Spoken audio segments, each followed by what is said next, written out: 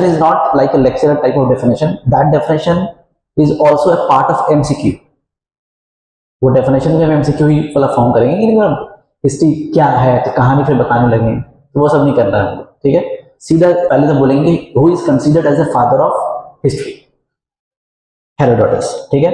अब क्यों ही कहा गया इनको Herodotus considered as the father of history. अच्छा, इन्होंने एक बुक लिखी है सर में, द हिस्ट्रीज, ये बुक का नाम है इनका, ठीक है। जो मैं डिफाइन कर रहा हूं वो असल में एमसीक्यू ही है आपको, ठीक है। चलिए, और हिस्ट्री जो है रिसर्च, हिस्टोरिया से वर्ड से आया है बेसिकली, रिसर्च, इन्वेस्टिगेशन, इंक्वायरी, यही मतलब होता है इसका, ठीक है। तो इंक्वायरी ऑफ द पास्ट है नॉर्मली। अच्छा, उसके बाद this is father of history, who is considered as father of modern history, again MCQ for exam, father of modern history बोलिए, लियोपोल्ड वैन रैंके, इनको कंसीडर किया जाता है फादर ऑफ मॉडर्न हिस्ट्री, ठीक है, फादर ऑफ मॉडर्न हिस्ट्री। अच्छा, एक चीज हम लोग हमेशा बोलते आए हैं कि हिस्ट्री रिपीट्स इटसेल्फ, ये बोलते हैं हम लोग, ये बोला किसने था, history repeats itself, again this is also MCQ. हम लोग बोलते हैं ना, ऐसे ही बोलते हैं हिस्ट्री रिपीट इटसेल्फ, किसने बोला है, वो बोले हैं हेगल ने, हिस्ट्री रिपीट्स इटसेल्फ, ठीक है। चलिए, और एक ब्रिटिश हिस्टोरियन है, उनका नाम है E H Carr, E H Carr, उन्होंने एक डेफिनेशन दिया है कि history is an unending dialogue between past and present, history is an unending dialogue between past and present, ठीक है। ये एकदम बच्चा वाला है, कुछ नहीं इसमें, कहीं पर भी लिखा मिल जाएगा, लेकिन आपको इतनी बातें याद रखनी होगी, ठीक है। अच्छा, अब हम जब कहते हैं कि हम मॉडर्न हिस्ट्री स्टार्ट करेंगे, अच्छा मॉडर्न हिस्ट्री स्टार्ट करने से पहले कुछ चीज आपको क्लियर हो जाना चाहिए कि जब हम कहेंगे व्हेन आई विल से कि 15th century, 16th century, 17th century, तो लेट्स से कि 18th सेंचुरी, तो what does it mean, 18th century हम क्या क्या समझेंगे इसको, ठीक है। जब हम कहेंगे कि 18th सेंचुरी, इसका मतलब हो गया 1701 से 1799 तक, यानी 1700 से, ठीक है, दिस इज 18th सेंचुरी। हम जब कहेंगे 16th सेंचुरी, आप समझ लीजिएगा 1500 से 1599 तक ये होगा, ठीक है। अब इसी में हम जब कहेंगे कि first half of the 18th century, first half of the 18th century, तो समझ लीजिएगा आगे का 50 साल। हम जब कहेंगे सेकेंड हाफ ऑफ द कोई भी सेंचुरी, तो उसके बाद से लीजिएगा कि हम यूज करेंगे बार बार, ठीक है। चलिए, ऐसा कुछ क्वेश्चन भी आता है एग्जाम में, पूछा जाता है कि ये जो है किस सेंचुरी में, इस सूफी मूवमेंट से भक्ति मूवमेंट जो है किस सेंचुरी में स्टार्ट हो रहा है, ठीक है। तो ऐसे भी क्वेश्चन आता है, तो ये थोड़ा सा क्लियर होना चाहिए हल्का सा। चलिए, इसको हम मिटा देते हैं फिलहाल। अब आप लोग बताइए कि मॉडर्न हिस्ट्री हम कहते हैं, तो मॉडर्न हिस्ट्री स्टार्ट कब से होता है। अगेन हिस्टोरिकली डिबेट है इस पे, लेकिन फिर भी एक जनरलाइज वे में पूछे मॉडर्न हिस्ट्री स्टार्ट कब होता है, ठीक है। तो अब देखिएगा, जब हम लोग हिस्ट्री पढ़ते हैं तो उसको एक टाइमलाइन के हिसाब से हम पहले बांट दें हल्का सा।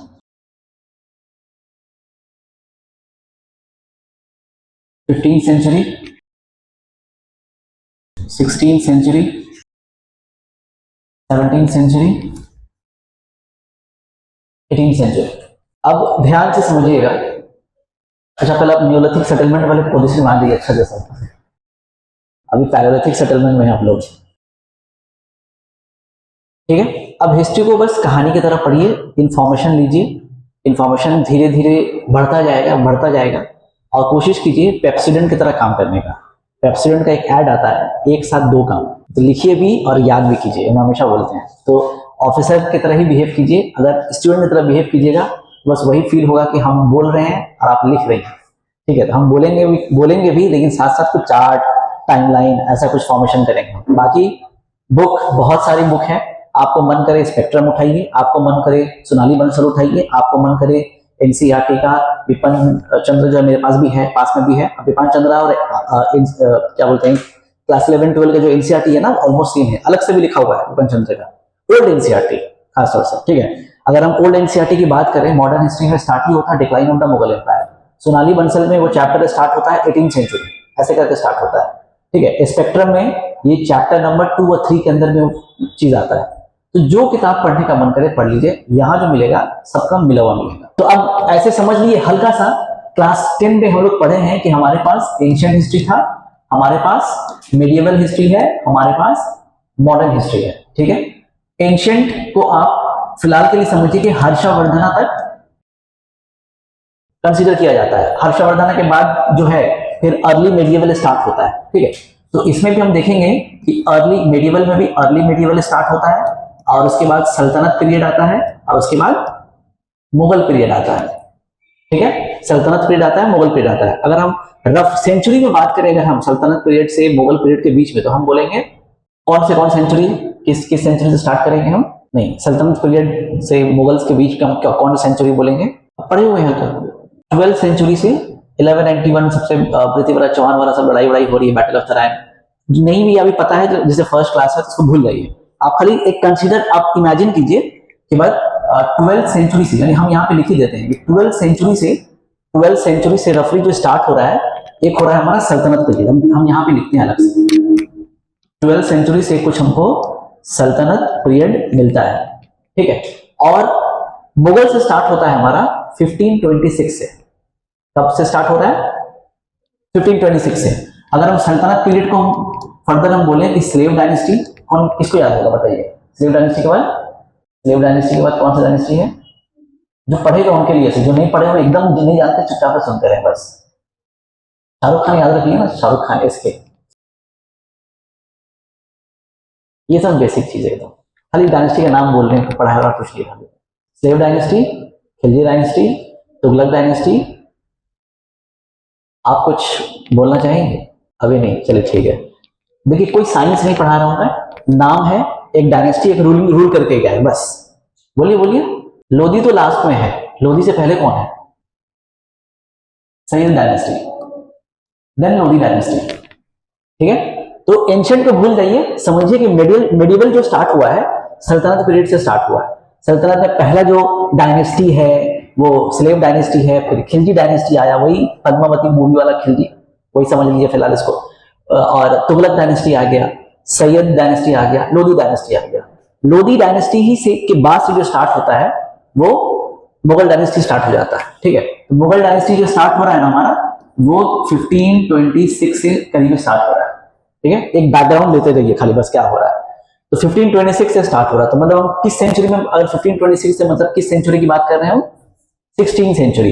यानी हम कह सकते हैं कि भाई इस वक्त जो है मुगल्स एंट्री कर गया है, इस वक्त मुगल एंट्री कर गया है। अब एक चीज और याद रखिएगा, जब सल्तनत पीरियड था तो हमारे सल्तनत पीरियड में जब तुगलक डायनेस्टी जब आया था ना, तुगलक डायनेस्टी, वहां से कुछ रीजनल किंगडम्स भी निकल के आए थे। ठीक है, तो वो रीजनल किंगडम जो है यहाँ पे विजयनगर किंगडम थे और यहाँ पे बहामनी किंगडम थे। ये सब माइंड में रख के चलिए, आगे आपको समझ में आएगा क्यों बता रहे हैं। ठीक है, क्या बोला मैं? जब सल्तनत पीरियड था तो सल्तनत पीरियड खास तौर से जो सब ऊपर से आ रहे हैं, सल्तनत पीरियड ऊपर नॉर्थ वाले में ज्यादा कवर किया हुआ है, दिल्ली वगैरह इलाका में, लेकिन नीचे में इंडिपेंडेंट किंगडम निकल रहा है, जिसमें एक विजयनगर किंगडम है, एक बहामनी किंगडम है। ठीक है, अकबर के वक्त में आते आते जो है यही बहामनी किंगडम जो है और डिसइंटीग्रेट हो जाता है। ठीक है, किसमें डिसइंटीग्रेट हो जाता है तो हम बनाएंगे, डायग्राम ही से यूज करेंगे हम। एक हो जाता है बीजापुर, ठीक है, एक हो जाता है बीजापुर, उसी के ऊपर होता है अहमदनगर। ये मैपिंग सबको याद रखिएगा, हम पूरा मॉडर्न तक बताएंगे। ठीक है, उसके बाद आता है हमारा बेरार, उसके बाद आता है हमारा बिदार, और फाइनली जो है गोलकोंडा। ठीक है, अभी बस एक स्नैपशॉट दे रहा हूं, कुछ नहीं है। क्या बोला मैं? सल्तनत पीरियड में विजयनगर है, बहामनी किंगडम है। ठीक है, मुगल पीरियड में जो नीचे वाला जो हिस्सा है हमारा, ये बीजापुर, अहमदनगर, बिदार, गोलकोंडा, ये बहामनी किंगडम का डिसइंटीग्रेशन वाला पार्ट है। ठीक है, डिसइंटीग्रेशन वाला पार्ट है। अच्छा, अब वो पीरियड, अब 16 to 17 सेंचुरी, अब ये पूरा हम कंसीडर कर लेते हैं नॉर्मली भाई, करीब 1526 से लेकर के मेन मुगल्स मतलब 1658 में औरंगजेब का क्या बोलेंगे इसको, औरंगजेब जो है थ्रोन में आता है, समझिए, ठीक है, और 1707 तक वो रहता है। तो अब बुक्स में जो स्टार्ट किया जाता है नॉर्मली, वो सोनाली बंसल की किताब पढ़िएगा तो पहला चैप्टर है 18th सेंचुरी। तो बेसिकली जो फोकस होगा हम लोगों का 18th सेंचुरी में फोकस होगा। अब हिस्ट्री ऑप्शनल के पॉइंट ऑफ व्यू से बोलेंगे तो 18th सेंचुरी डिबेट है। अब 18th सेंचुरी क्या ही डिबेट है, क्या चीज का डिबेट है कि ये सेंचुरी जो है डार्क एज बोला जाता है कुछ हिस्टोरियंस के नजदीक जो है ये डार्क एज नहीं बोला जाता है, ठीक है।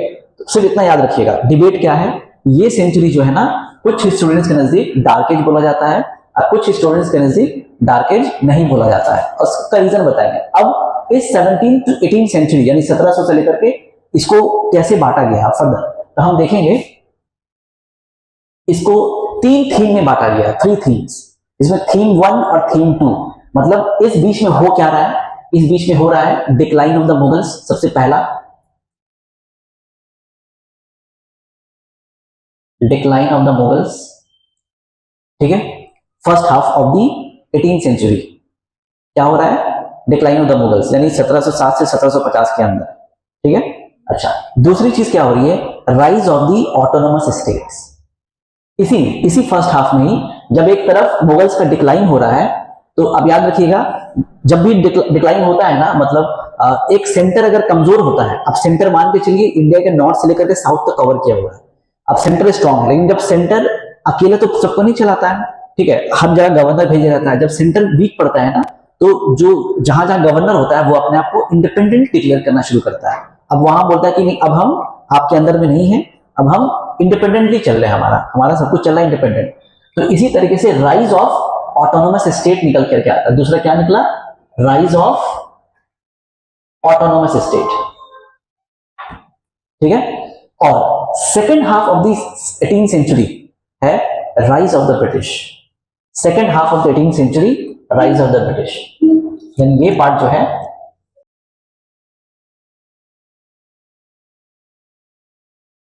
Rise of the British. एक पूरा पॉइंट आपको जो है ना दिमाग में इस चीज को रखना पड़ेगा, ठीक है। इस वक्त अगर हम बात करें, देखिए ये हम मैप बनाए हैं इंडिया का, ये मैप बनाए हैं हम जब सल्तनत पीरियड का था, ये जब हम मैप बनाए हैं, हल्का मैप बनाए हैं हम नीचे वाले समझने के लिए, ये मुगल्स के वक्त में है।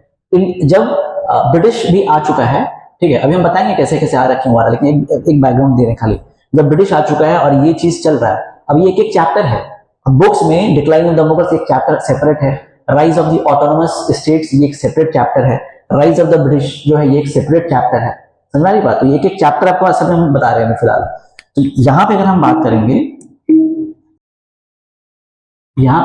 करेंगे, तो हम देखेंगे नीचे में हमको मिलेगा ट्रावनकोर, केरला में। इस तरफ ये एरिया है हमारा कर्नाटक का, सब यूज होगा, याद रखिएगा, ये एरिया है हमारा कर्नाटक का, ठीक है। ये छोटा सा एरिया इस तरफ है हमारा मैसूर का, ठीक है। अच्छा, हम फिर देखेंगे ये वाला एरिया है हमारा हैदराबाद का। अच्छा, इसी वक्त जो है हम देखेंगे एक बड़ा एरिया कवर करते हैं यहाँ पे बीच में मराठास, ये पूरा ऐसा एरिया जो है कुछ मराठास कवर करते हैं, ठीक है। इसी तरफ देखेंगे हम राजपूत है, ठीक है। अब ये थोड़ा सा अखंड भारत के हिसाब से ले ले हम, तो सिंध इस तरफ पड़ जाएगा और पंजाब कुछ इस तरफ पड़ जाएगा, प्लस मुगल्स हैं यहाँ पे मुगल्स अपने सेंटर में समझिए है, ठीक है, मुगल्स यहाँ पे है। इसी के बगल में अवध है और इस तरफ बंगाल प्रेसिडेंसी है, यानी बंगाल है, और ये वाला अपना उड़ीसा है। तो इतनी बातें जो है माइंड में आपको रख के चलना होगा इस तरह, ठीक है। तो ये मैपिंग सब एक क्लियर रहेगा ना, तो आप रिलेट कर पाइएगा बहुत सारी चीजों को। तो सल्तनत पीरियड के वक्त में साउथ में विजयनगर और बहमानी किंगडम है, ठीक है। यहाँ पे हम बहमानी को फर्दर डिसइंटीग्रेट कर दिए हैं। जब मुगल्स पढ़िएगा तो देखिएगा कि कभी शाहजहां बीजापुर को, बिरार को कुछ कैप्चर कर रहा है, औरंगजेब कैप्चर कर रहा है, ठीक है, गोलकुंडा को औरंगजेब कैप्चर कर रहा है। उसके बाद ये जो इस वक्त जो है इस तरीके से कुछ हमारा मैपिंग चेंज हुआ है, ठीक है। अच्छा, अब इन सब के साथ हम अभी वहां पे बताएं कि राइज ऑफ द ब्रिटिश हो रहा है, तो ब्रिटिश का राइज करीब 100-150 साल बाद हुआ है। आना वो स्टार्ट किया है कब से, कब आया ब्रिटिश 1599 में स्टैब्लिश हुआ था कंपनी, ठीक है। जो पढ़े हुए उनसे क्वेश्चन पूछ रहा हूं, उसे हम बताएंगे नॉर्मली, ठीक है। अब हम इसको थोड़ा सा छोटा करते हैं। ये एक बैकग्राउंड समझ में आया कि नहीं आया, पहले बताइए क्या है। एंशिएंट हिस्ट्री को भूल जाइए, मेडिवल हिस्ट्री का हम हल्का सा बताएंगे। सल्तनत पीरियड है, सल्तनत के बाद मुगल पीरियड है। मुगल पीरियड में जो मेन मुगल्स को जो हम यहाँ पे एक बना देते हैं सिर्फ, या यहाँ पे फ्रेश कर देते हैं कि 1707 में इंपॉर्टेंट क्यों है, ये औरंगजेब का डेथ है, ठीक है, 1707। और यहां से लेकर के 1857 तक, इसके बाद से हम कंसीडर करते हैं लैटर मुगल्स। 1707 के बाद से 1857 तक हम क्या करते हैं कंसीडर लैटर मुगल्स, ठीक है। अच्छा, अब ये 15th सेंचुरी है, तो हम देखेंगे करीब 1498 में पोर्टुगीज एंट्री मारते हैं, ठीक है। अभी लिखने वाला मोड में नहीं है, अभी एक समझ समझा रहा हूं, लिखने वाला मोड में हम लोग आएंगे अभी, ठीक है। 15 के यानी आप समझ लीजिए ये कब की बात बोल रहे हैं हम, जब सल्तनत पीरियड में था, जब सल्तनती पीरियड के इन्फ्लुएंस में था इंडिया, तब एक यूरोपियंस निकल करके आते हैं, वो उनका नाम है पोर्टुगीज, ठीक है, पोर्टुगीज। अच्छा, उसके बाद कौन आते हैं, ठीक है। यानी इन सब के आने के बाद भी जो है ना, हम देखेंगे PDEF ऐसे याद कर लेना सिर्फ आपको नॉर्मली। पोर्टुगीज आते हैं, डच आते हैं, इंग्लिश आते हैं, फ्रेंच आते हैं। इसके अलावा भी है बीच में डेन्स भी आते हैं, डेन्स भी आते हैं, ठीक है। आपको लिखने की जरूरत नहीं मेरे ख्याल से, हम सही बोल रहे हैं, ठीक है। तो ये यहाँ पे सिर्फ टाइमलाइन अभी आपको सिर्फ बता रहे हैं कि 1707 से लेकर के 1857 तक लेटर मुगल्स चल रहा है, ठीक है। अच्छा, सल्तनत पीरियड की जब इन्फ्लुएंस में था तब पोर्टुगीज एंट्री कर गया था, ठीक है। 1599 में ही जो है ईस्ट इंडिया कंपनी स्टैब्लिश करता है, और करीब करीब 1600 के बाद से जो है आना जाना शुरू हो जाता है, ठीक है। यानी आप समझ लीजिए। और फ्रेंच की बात करें अगर हम, फ्रेंच 1664 में फ्रेंच भी जो है आना आ जाता है नॉर्मली, और इसी बीच में जो है डच भी आ जाता है हमारा, ठीक है। तो अब होता क्या है, नॉर्मली सारे यूरोपियंस आते हैं, यानी पोर्टुगीज भी है, डच भी है, इंग्लिश भी है, फ्रेंच भी है। तो रूल लेकिन हमारे यहाँ कौन कर रहा है, इंग्लिश करता है रूल। तो यानी इंग्लिश क्या किया है, पहले इन सबको धीरे धीरे साइड किया है। अब ये मानस से आंसर बताएंगे हमको कि कैसे साइड किया है, कैसे मतलब MCQ वाला फॉर्म पूछ रहे हैं। अगर हम मानस से पूछे कि मानस कि हम लोग डिटेल्स नहीं करेंगे, अभी हम सिर्फ इंट्रो मार रहे हैं और कुछ नहीं।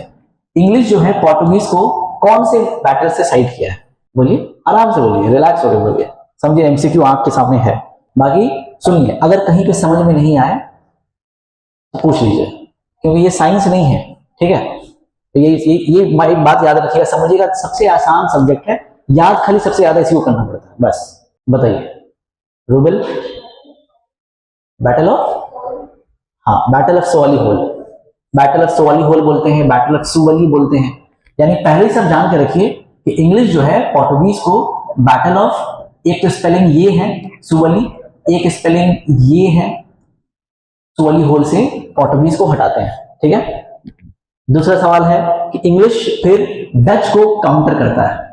डच को कौन सा बैटल से काउंटर कर रहा है, मतलब काउंटर बहुत बार हुआ है, वैसा काउंटर जहां से डच सिर्फ ट्रेड ही करते रह गया बस, और कुछ नहीं कर रहा है। तो क्या कौन सा बैटल होगा, बैटल ऑफ बेदारा, ठीक है, बैटल ऑफ बेदारा से, ठीक है। अब बचता है फ्रेंच, फ्रेंच किससे सरस्वती, बैटल ऑफ, हाँ, बैटल ऑफ वांडी वॉश। हम लोग सब का डिटेल्स करेंगे, लेकिन आपको एक रफली हम बता रहे हैं अभी कि हो क्या रहा है कि 14 सल्तनत पीरियड के जब इन्फ्लुएंस में था इंडिया, तब से यूरोपियन आना शुरू हुए, ठीक है। तो पोर्टुगीज आए, उसके बाद डच आ रहे हैं, फिर इंग्लिश आ रहे हैं, फ्रेंच भी आ रहे हैं। अब आ तो सब रहे हैं, लेकिन एक डोमिनेंट होकर निकल रहा है हमारे कंट्री में, बाकियों को क्या किया गया, साइड किया गया। तो सुवाली होल से साइड हो रहे हैं कौन, पोर्टुगीज। बैटल ऑफ बेदारा से साइड हो रहे हैं कौन, डच। और बैटल ऑफ वांडी वॉश से फ्रेंच को साइड लाइन कर रहा है और डोमिनेंट हो रहा है। अच्छा, अब ये जो बैटल ऑफ वॉन्डिवॉश हो रहा है ना, ये 1760 में हो रहा है। वॉन्डिवॉश, WANDI, वॉन्डिवॉश, ठीक है। तो हम क्या बोल रहे हैं, ठीक है, 1760 में बैटल ऑफ वॉन्डिवॉश हो रहा है। हमने क्या बोला था कि सेकेंड हाफ में राइज कर रहा है कौन, इंग्लिश। अच्छा, अब यहीं पे हम एक और मार्क करते हैं 1757। 1757 में कौन सा वॉर हो रहा है, बैटल ऑफ प्लासी हो रहा है, ठीक है। और 1764 में क्या हो रहा है, बैटल ऑफ बक्सर हो रहा है। बस यही सिर्फ इंट्रो रहेगा मेरा फिलहाल के लिए, कुछ नहीं। तो आप समझिए, first half of the 18th century में डिक्लाइन ऑफ द मुगल्स है, rise of the autonomous states है। Rise of the autonomous states हम लोग दूसरे क्लासेस में पढ़ेंगे, ठीक है। और सेकेंड हाफ में जो है राइज कर रहा है, मतलब पोर्टुगीज को, डच को, अच्छा डच भी 1759 में ही करीब बैटल ऑफ बिदारा होता है, ठीक है। तो सेकेंड हाफ में हम देख रहे हैं कि डोमिनेंट हो रहा है। अच्छा, डोमिनेंट भी कैसे हो रहा है ये भी सुन लीजिए। इसको आप यूं समझिए, ये जो बैटल ऑफ प्लासी हो रहा है ये किसके साथ हो रहा है, कौन बताएगा, रॉबर्ट क्लाइव, ठीक है। नाम से भी करिए रॉबर्ट क्लाइव कौन है, सब समझ में आएगा। हम क्या बोल रहे हैं, सिराजुद्दौला, हम सिर्फ शॉर्ट में लिख रहे हैं सिराजुद्दौला वर्सेस रॉबर्ट क्लाइव। ये सिराजुद्दौला सिर्फ बंगाल का था, बंगाल का गवर्नर था, ठीक है। अच्छा, जब बैटल ऑफ बक्सर हो रहा है ना, बैटल ऑफ बक्सर किसके साथ हो रहा है, मीर कासिम से हो रहा है, और अवध का जो था शुजाउद्दौला, और कौन था, प्लस ये तीनों एक साथ थे, और कौन था, बोलिए, ये सब तो याद ही रखना होगा आपको। शाह आलम, शाह आलम 2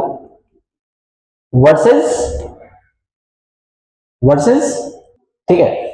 तो अभी आप समझिए ईस्ट इंडिया कंपनी हम लोग क्यों हुआ, कैसे हुआ, सब बताएंगे आपको। हम ये समझाना चाह रहे हैं अभी कि कैसे राइज हुआ ब्रिटिशर्स का। ये जो लड़ाई हो रही है ना, ये इंडिया का एक हिस्सा से लड़ाई हो रही है, रीजनल, ठीक है। लेकिन ये जो लड़ाई हो रही है 764, इसमें कौन शामिल है, शाह आलम 2। ये शाह आलम 2 जो है ना, ये मुगल एम्परर है, यानी मुगल एम्परर समझिए कि सेंटर है, जो बहुत सारे एरिया को कवर किया हुआ है। यानी यहां से इसको पूरा हिम्मत मिल चुका है कि ये तो रीजनल जीता है, अब ये जो है ना सेंटर जीता है, सेंटर जीता है, इसके बाद से बॉस बनना स्टार्ट हो गया इसका, ठीक है। यही ये जो राइज हुआ। अब हिस्टोरियंस के नजदीक यही डिबेट है कि मॉडर्न हिस्ट्री स्टार्ट कब से होता है। कुछ के नजदीक जो है after the death of Aurangzeb modern history start हो जाता है, कुछ के नजदीक जो है 1757, और ज्यादातर जो है 17 बैटल ऑफ प्लासी के बाद से मॉडर्न हिस्ट्री स्टार्ट हो जाता है। अभी क्लियर है मॉडर्न हिस्ट्री कब से स्टार्ट हो रहा है और क्या ही हो रहा है, कोई दिक्कत है इसमें, ठीक है। चलिए, हम लोग जो क्या करेंगे अभी हम करेंगे लेटर मुगल्स, ठीक है। अभी हम लोग करेंगे लेटर मुगल्स। लेटर मुगल्स में है इस वक्त समझिए पोर्टुगीज, डच, इंग्लिश, फ्रेंच सब है। लेटर मुगल्स जब हम कह रहे हैं तो औरंगजेब के डेथ के बाद है, मॉडर्न हिस्ट्री को समझने के लिए, ठीक है। चलिए, तो अब आप हेडलाइन दे दीजिएगा लेटर मुगल्स, और कोशिश कीजिए यहीं का यहीं याद करने के लिए। तो अब इस क्लास में सबको पता है कि औरंगजेब की डेथ हो चुकी है 1707 में, अब तो पता है, ठीक है। 1707 में जब हम 1707 कह रहे हैं तो इंग्लिश भी है, ट्रेड कर रहा है। क्या कर रहा है इंग्लिश बाबू, ट्रेड कर रहा है, 1600 से ट्रेड कर रहा है। तो हम थोड़ा सा मुगल्स का हल्का सा देख लेते हैं, अभी बीच में इंटरफ्रेंस आता रहेगा, उसको हम लोग देखते रहेंगे। तो हम लेटर मुगल्स देखेंगे कि जब औरंगजेब की डेथ होती है कब, 1707 में। तो अब मानस हमें बताएंगे कि इसके बाद कौन आते हैं, बहादुर शाह। तो इसको हम थोड़ा सा और इलेबोरेट कर देते हैं, थोड़ा सा नाम तो ठीक है बहादुर शाही है। हम देखेंगे औरंगजेब के 3 औलाद थे, ठीक है। औलाद नहीं बोलेंगे बेसिकली, औलाद ही बोलेंगे इसको। क्या क्या नाम था, मुअज्जम मुअज्जम, आजम, कामबख्श। क्या नाम है, औरंगजेब के 3 सपुत्र थे, मुअज्जम, आजम, कामबख्श, ठीक है। मुअज्जम जो था, जब औरंगजेब जिंदा था तब मुअज्जम को काबुल में रखे हुआ था। अब यहां से एमसीक्यू आपको शुरू हो जाएगा, ठीक है। अब ये लेटर मुगल्स हम क्यों स्टार्ट करते हैं ये भी समझना जरूरी है आपको। इसलिए कि जब हम आपको पढ़ाएंगे राइज ऑफ द ब्रिटिश, तो हमको वहां पे बैटल ऑफ प्लासी जाना पड़ेगा। अब बैटल ऑफ प्लासी समझने के लिए जब तक आप लैटरल मुगल्स नहीं समझिएगा तब तक समझ में नहीं आएगा, ठीक है। तो मौजम, आजम, कामबख्श, यहीं पे याद कर लो मानस, सेकंड टाइम में तुम्हारे वाला, यहीं भी याद कर लो। औरंगजेब के 3 सपुत्र थे, मौजम, आजम, कामबख्श। एक काबुल में था, दूसरा गुजरात में था, और तीसरा बीजापुर में था। अब बताइए बीजापुर समझ में आया? बीजापुर कौन सा जगह की बात कर रहे हैं? ठीक है, मॉडर्न नाम में कर्नाटक में भी बीजापुर पड़ता है, लेकिन अभी हम बीजापुर के बारे में कुछ बोल के गए। बहामनी किंगडम का जो मैंने मैप बनाया था, वहां पे हमने बात किया था बीजापुर के बारे में। यहाँ पे बीजापुर, दिस वन, के मुगल्स के वक्त में बहामनी किंगडम का डिसइंटीग्रेशन था, ठीक है, इसलिए हम मैप बनाए थे यहाँ पे। तो एक को बीजापुर में रखा गया था, एक को गुजरात में रखा गया था, और एक को काबुल में रखा गया था। लेकिन डेथ होने के बाद जो है औरंगजेब की, वॉर ऑफ सक्सेशन स्टार्ट हो गया। वॉर ऑफ सक्सेशन, कौन गद्दी पे चढ़ेगा, यही हुआ, ठीक है। तो वॉर ऑफ सक्सेशन में देखा जाता है आपस में लड़ाइयां होती हैं, उसमें से एक बैटल का नाम है, उसको बोलते हैं battle of Jajau. Battle of Jajau. अब बैटल ऑफ जजाओ में कौन जीतता है फाइनली? मौजम, ठीक है। अब ये जो मौजम जीतता है, यही औरंगजेब के बाद बनता है लैटर मुगल्स का पहला बादशाह, लैटर मुगल्स का, ठीक है। औरंगजेब तक मेन मुगल्स है। अब ये लैटर ही क्यों बोला गया है? ये सब इनकॉम्पिटेंट, वीक रूलर सब था ये सब असल में। अब बहुत कम टाइम में ही जो है रह करके वो लोग चला गया मौजम। तो अब इसी का नाम पड़ता है हमारा शाह आलम। शाह क्या है? शाह आलम 0, शाह आलम 1, शाह आलम 2, शाह आलम 1, ठीक है। प्लस बहादुर शाह 1 भी बोलते हैं, बहादुर शाह 1 भी बोलते हैं हम लोग इसको, देख रहे हो ना? ठीक है, एकदम कामली बैठिए आप लोग, और कुछ नहीं। हिस्ट्री हमको आसानी लगता है, बस याद खाली ज्यादा करना है, इसमें रहता है कुछ नहीं। इतना तो स्टोरी समझ में आया अभी कि औरंगजेब के डेथ के बाद मुअज्जम, आजम और कामबख्श लड़ाई हो रही है। लड़ाई में लैटर मुगल्स का जो पहला बादशाह बन रहा है वो ये बन रहा है। अब इसमें इससे जुड़ा सब एमसीक्यूज हम लोग देखते रहेंगे, स्टोरी भी हल्का समझ में आता रहेगा, ठीक है। इनको एक टाइटल दिया गया था, बता पाइएगा? इनको एक टाइटल दिया गया था, अब वो क्या ही टाइटल था? हाँ, शाही बेखबर। क्या बोल रहा हूं मैं? इनको एक टाइटल दिया गया था, शाही बेखबर। अब ये सब आपके लिए एमसीक्यू भी है। ये पहला एमसीक्यू है। दूसरा एमसीक्यू है कि किसने दिया था? शाह बेखबर, यानी बेखबर हालत में रहते थे। पोइट्री है तो इसलिए बेखबर बोल रहे हैं। अच्छा, जो बोला, मतलब मेरा क्वेश्चन है कि who actually give the title Shah बेखबर? औरंगजेब तो जा चुके हैं, एक हिस्टोरियन ने दिया था, उसका नाम है खफी खान। खफी खान, याद रखिए। ये शाह बेखबर कौन दे रहा है? खफी खान, ठीक है। अच्छा, अब ये वीक रूलर थे, लेकिन ये कर क्या रहे हैं? अगेन स्टोरी टाइप भी समझेंगे और एमसीक्यू भी समझेंगे, ठीक है। पैसिफिक पॉलिसी यूज कर रहे हैं, पहला पॉइंट इनके अंदर, इसके अंदर मैं लिखा रहा हूं मैं, पैसिफिक पॉलिसी। अब पैसिफिक पॉलिसी का मतलब क्या हो गया? बोलिए। पैसिफिक पॉलिसी जब कह रहे हैं, इसका मतलब कोई रिजिड पॉलिसी नहीं, जो प्रीवियस पॉलिसी, जो रिजिड ऑर्थोडॉक्स टाइप का पॉलिसीज था, उसको वो हटा रहे हैं, ठीक है। अब हटा रहे हैं। अब इनकी औरंगजेब के वक्त में ना, मराठा, राजपूत, जट, बुंडेलाज, सिख, मैप देखिए, ये मैप जो मैं बता रहा था, इस तरफ राजपूत वगैरह सब जो है, राजपूत, जट इसी तरफ से सब मिलेंगे। बुंडेलाज इस एरिया में जो है ना, बड़ा ही झमेला चल रहा था। किसके साथ झमेला चल रहा है नॉर्मली? मराठा, राजपूत, जट, बुंडेलाज, सिख, बहुत केओस चल रहा था औरंगजेब के टाइम में। तो ये पैसिफिक पॉलिसी यूज कर रहे हैं, पैसिफिक पॉलिसी यूज कर रहे हैं कि अब इन सबको अपने तरफ करने की कोशिश कर रहे हैं। तो क्या किए ये आके? पहला काम क्या किए? इस पैसिफिक पॉलिसी में मराठा में हम देखेंगे, जब मराठा पढ़ेंगे तो समझेंगे हम लोग। शाहू को, मराठा के ही थे, शाहू जी को वो जो है छोड़ दिए, लेकिन राजा कंसीडर नहीं किया उसको, ये याद रखिएगा। शाहू को मराठा ने छोड़ दिए, लेकिन राजा कंसिडर नहीं किए। क्यों कर रहे हैं ऐसा? ताकि साथ मतलब और झूठ झमेला बाद में चल करके नहीं हो। ठीक है, तो 1689 में ही कैप्टिव में थे। अब ईयर वगैरह यहाँ पे जरूरत नहीं है हम लोग को। ठीक है, पहला काम शाह आलम वन ने क्या किया? मराठा के शाहू को छोड़ दिया। ठीक है, राजपूत के साथ भी जो है पीस पॉलिसी यूज कर रहे हैं। राजपूत के साथ भी जो है ये अमन संधि, डिप्लोमेसी जो बोलते हैं इसको, अग्रीमेंट कर रहे हैं नॉर्मली। ठीक है, और वो बोल रहे हैं कि हम आपके राजपूत को कंफर्म करते कि आप हैं वहां पे हैं। प्लस जट और बुंडेलास के साथ भी, जट एंड बुंडेलास के साथ भी ये जो है समझौता कर रहे हैं। ठीक है, और कौन है जट का चीफ इस वक्त? वो है चूड़ामन। जट का चीफ कौन है इस वक्त?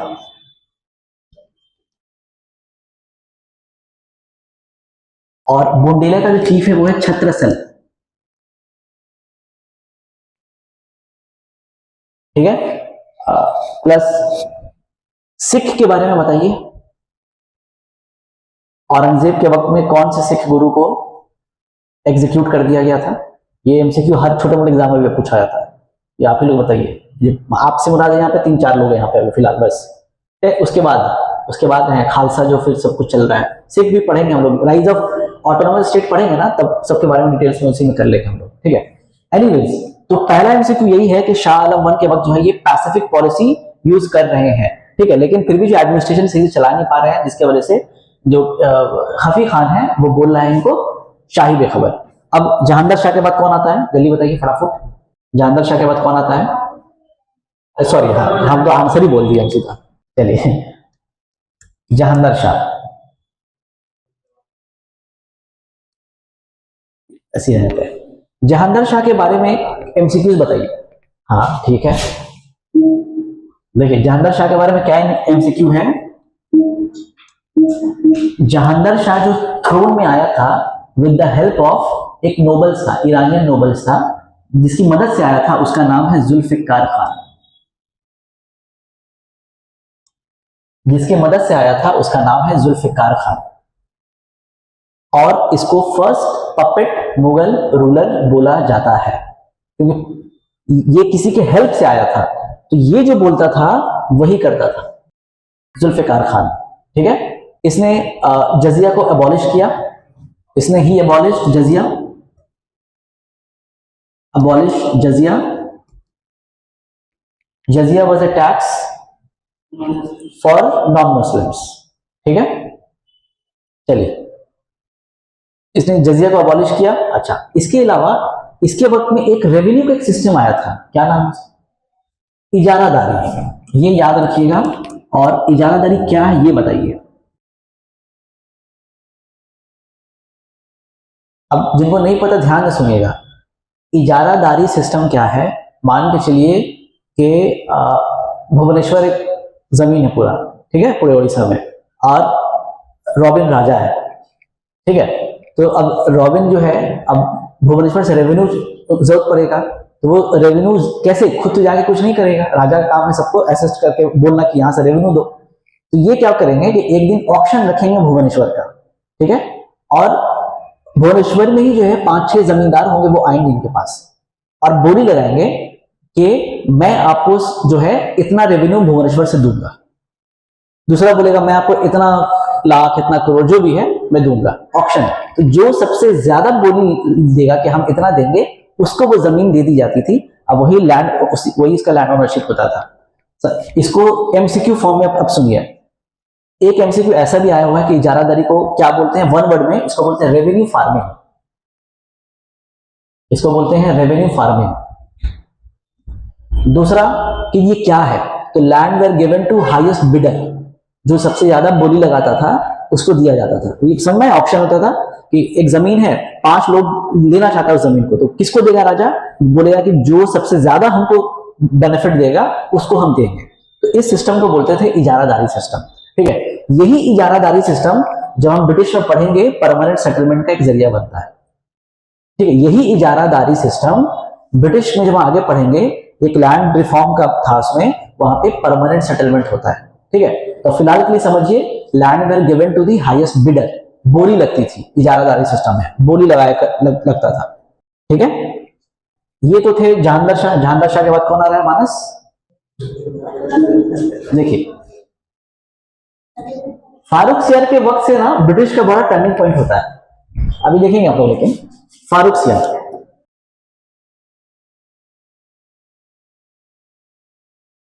ठीक है, फारूक सियार।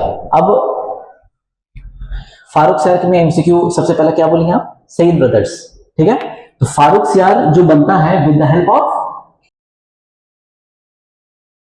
सैयद ब्रदर्स। अब ये सैयद ब्रदर्स है, इसका मतलब दो लोग हैं, वो दो लोग का नाम बता दीजिए। अब्दुल्ला खान, एक का नाम है अब्दुल्ला खान, एक का नाम है हुसैन अली खान। सैयद ब्रदर्स, एक का नाम है अब्दुल्ला खान और एक का नाम है हुसैन अली खान। हाँ, ये था मीर बख्शी, कहां का? और ये था वजीर। वजीर था वो इलाहाबाद का वजीर था, ये वजीर था इलाहाबाद का। और मीर बख्शी कहां का था? जिसके पास जो पढ़े हुए है ना वो याद ही करके आना, पढ़ते हुए आना, समझे, दो तीन चैप्टर पहले से पढ़ लेना, तो यहां बोलोगे तो याद हो जाएगा। बिहार का। अच्छा, दो तीन आदमी को छोड़ करके, मतलब मानस, रुबेल और मोनालिसा को छोड़ करके मीर बख्शी किसको कहते हैं? कोई बता सकता है? मानस, रुबेल और मोनालिसा को छोड़ करके मीर बख्शी किसको कहते हैं, बता सकता है कोई? कमांडिंग ऑफिसर, जो मुगल्स के वक्त में मिलिट्री वाले जो होते हैं ना, मिलिट्री वाले होते हैं, उनको मीर बख्शी बोला जाता है, याद रखिएगा। ठीक है, head of the military department समझ लीजिए मीर बख्शी। क्लियर है? एक एक चीज समझते रहिए, कुछ नहीं है, बस याद ही करना है आपको, इंफॉर्मेशन बढ़ते जाएगा। लग रहा है ना, अभी तक शुरुआती किए हैं कुछ, अभी जब यूरोपियन में घुसेंगे, एंट्री करेंगे तो इन्फॉर्मेशन पे इन्फॉर्मेशन ही लगेगा, बस और कुछ नहीं। ठीक है, अब फारूक सियार के वक्त में एक बड़ा ही गजब चीज हुआ। ये बाबू बीमार थे किसी वजह से, अलग अलग है, बताइए इनकी बीमारी का कुछ पता है, आइडिया है? जॉन्डिस। फारूक सियार के कोर्ट में दो लोग आए थे। कौन लोग आए थे? नाम बताइए। नहीं, इंग्लिश से आए। देखिए आना जाना डेली कोई ना कोई आता होगा, अब उसका इन्फॉर्मेशन हम आए होंगे तो मराठी से हो ही सकता है, पॉसिबिलिटीज है, लेकिन एग्जाम में जो एमसीक्यूज है खास तौर से, जहां से चेंज हो जाता है बहुत सारी चीज। इंग्लिश से कौन आया था? इंग्लिश से आपको लग रहा है फारूक सियार, कैप्टन हॉकिंस इसके वक्त में आए होंगे, फिर शाहजहां जहांगीर जो पढ़ रही थी उस वक्त, तो कहां चले गए? अच्छा, हम क्लू पे क्लू देते हैं। फरमान जारी हुआ था इस वक्त, एक फरमान जारी हुआ था। फरमान जारी हुआ था कब? किस ईयर में? हाँ हाँ, 1717 में फरमान जारी हुआ था। फरमान जारी जो हुआ था, फरमान मतलब एक तरह का डिक्री है, लीगल डिक्री है, ऑफिशियल डिक्री है बाय द मुगल एम्परर्स। फरमान में क्या था? किसको जारी किया था?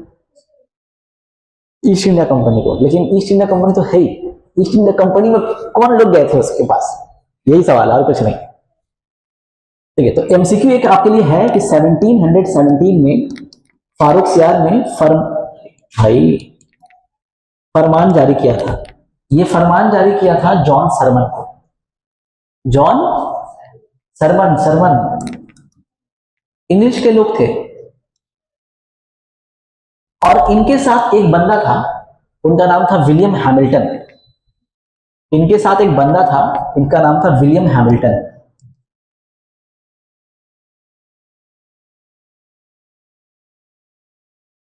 अब ये बंदा जो था ना, ये सर्जन था, यही था, डॉक्टर था ये।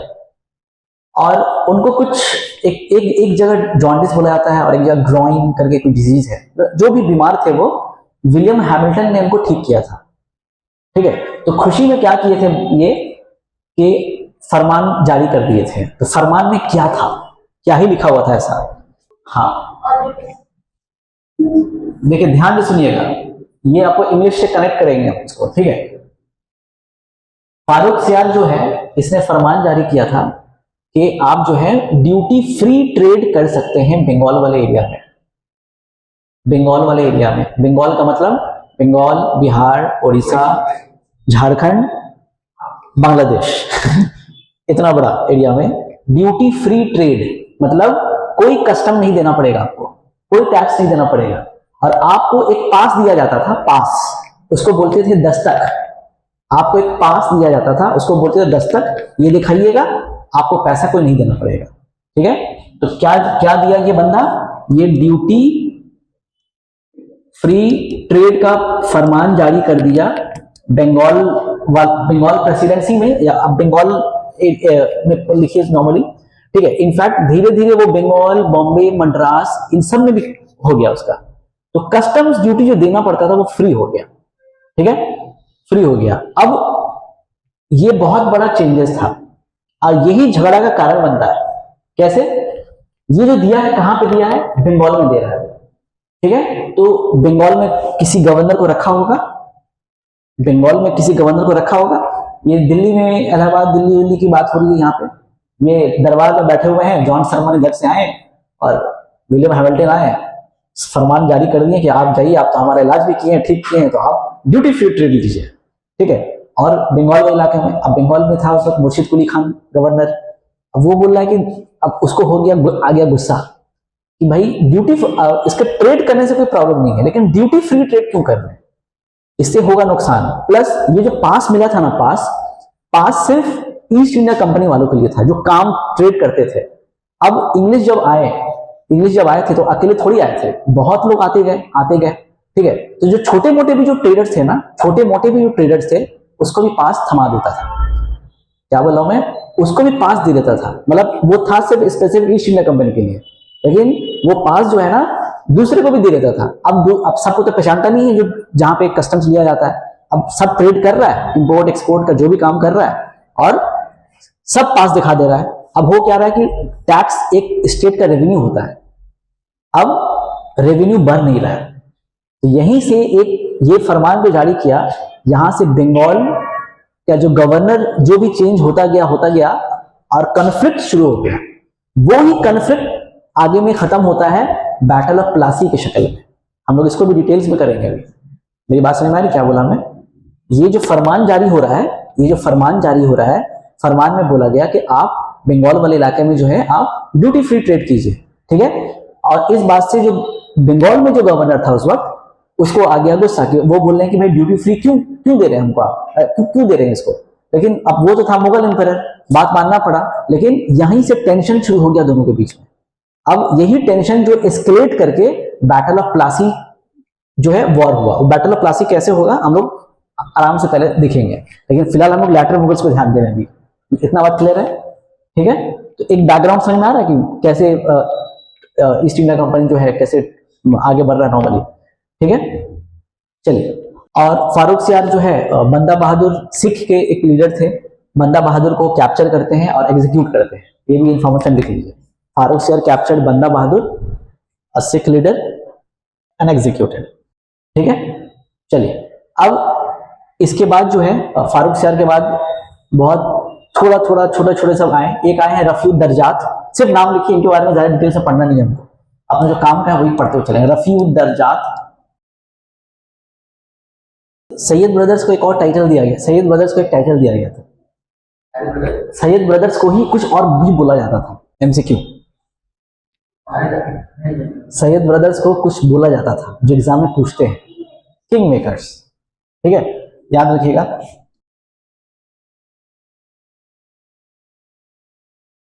King makers. चलिए, अब फारूक सियार के बाद जो है रफीउद दर्जात आता है, उसके बाद रफीउद दौला आता है। ठीक है, रफीउद दर्जात आता है, रफीउद दौला आता है। इन सब के बारे में कोई डिटेल्स पढ़ने की जरूरत नहीं है हमारे यूपीएससी या इवन ओपीएससी में। ठीक है, बहुत ज्यादा इंपॉर्टेंस भी नहीं है। ठीक है, रफीउद दर्जात आता है। इसमें बोला जाता है कि भाई मुगल्स में बहुत सबसे शॉर्टेस्ट पीरियड जो रूल किया ना, वो रफीउद दर्जात रूल किया। शॉर्टेस्ट पीरियड मुगल्स में। नशा करेगा तो रूल कहां से हो पाएगा किसी का भी। ठीक है, तो शॉर्टेस्ट पीरियड था रफीउद दर्जात का, और ये ट्यूबरकुलोसिस से मरा है। खा पी के नीचे वाला रफीउद दौला, रफीउद दर्जात जो है ट्यूबरकुलोसिस से, ये ओपियम ये ओपियम और ये टीबी। ठीक है, चलिए। इसके बाद जो आता है ये फिर इंपॉर्टेंट है। इसके बाद हाँ, क्या टाइटल है इसका? रंगीला। आप समझ लीजिए तो क्या ही रूल करेगा, क्या ही रूल करेगा, ये गजड़ा लगा हुआ होगा, वही था वो। ठीक है, और इसका असल नाम क्या था? असल नाम क्या था मोहम्मद शाह रंगीला का? रंगीला तो अलग से बोला गया है, ऐसे मोहम्मद शाह था। असल नाम और एक नाम था, रोशन अख्तर। नहीं कॉपी में है ना? हाँ ठीक है, कोई दिक्कत नहीं है। रोशन अख्तर याद रखिएगा,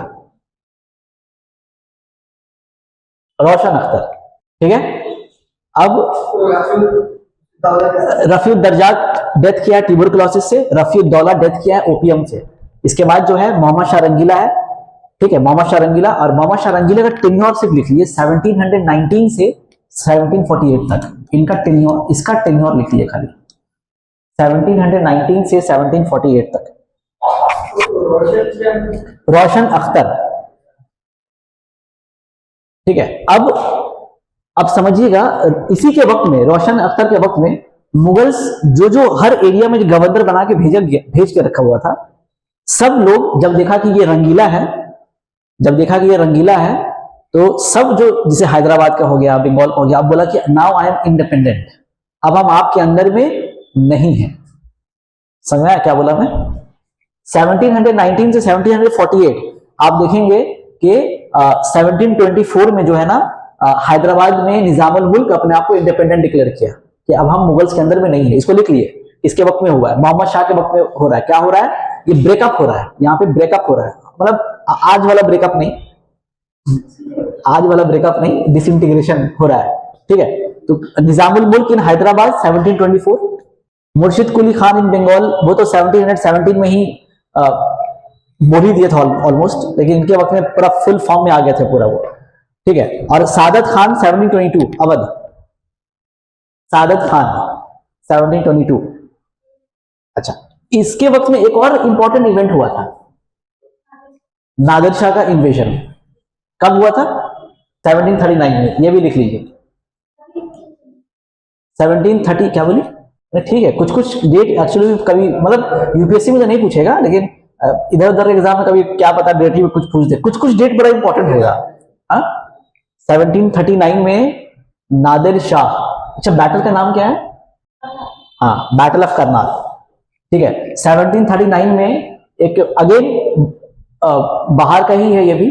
ठीक है, 1739 में नादिर शाह इन्वेडेड इंडिया। ठीक है, और मुगल्स को, यानी यही भाई साहब को डिफीट करता है, उसको बोलते हैं बैटल ऑफ करनाल के नाम से जाना जाता है, बैटल ऑफ करनाल के नाम से जाना जाता है।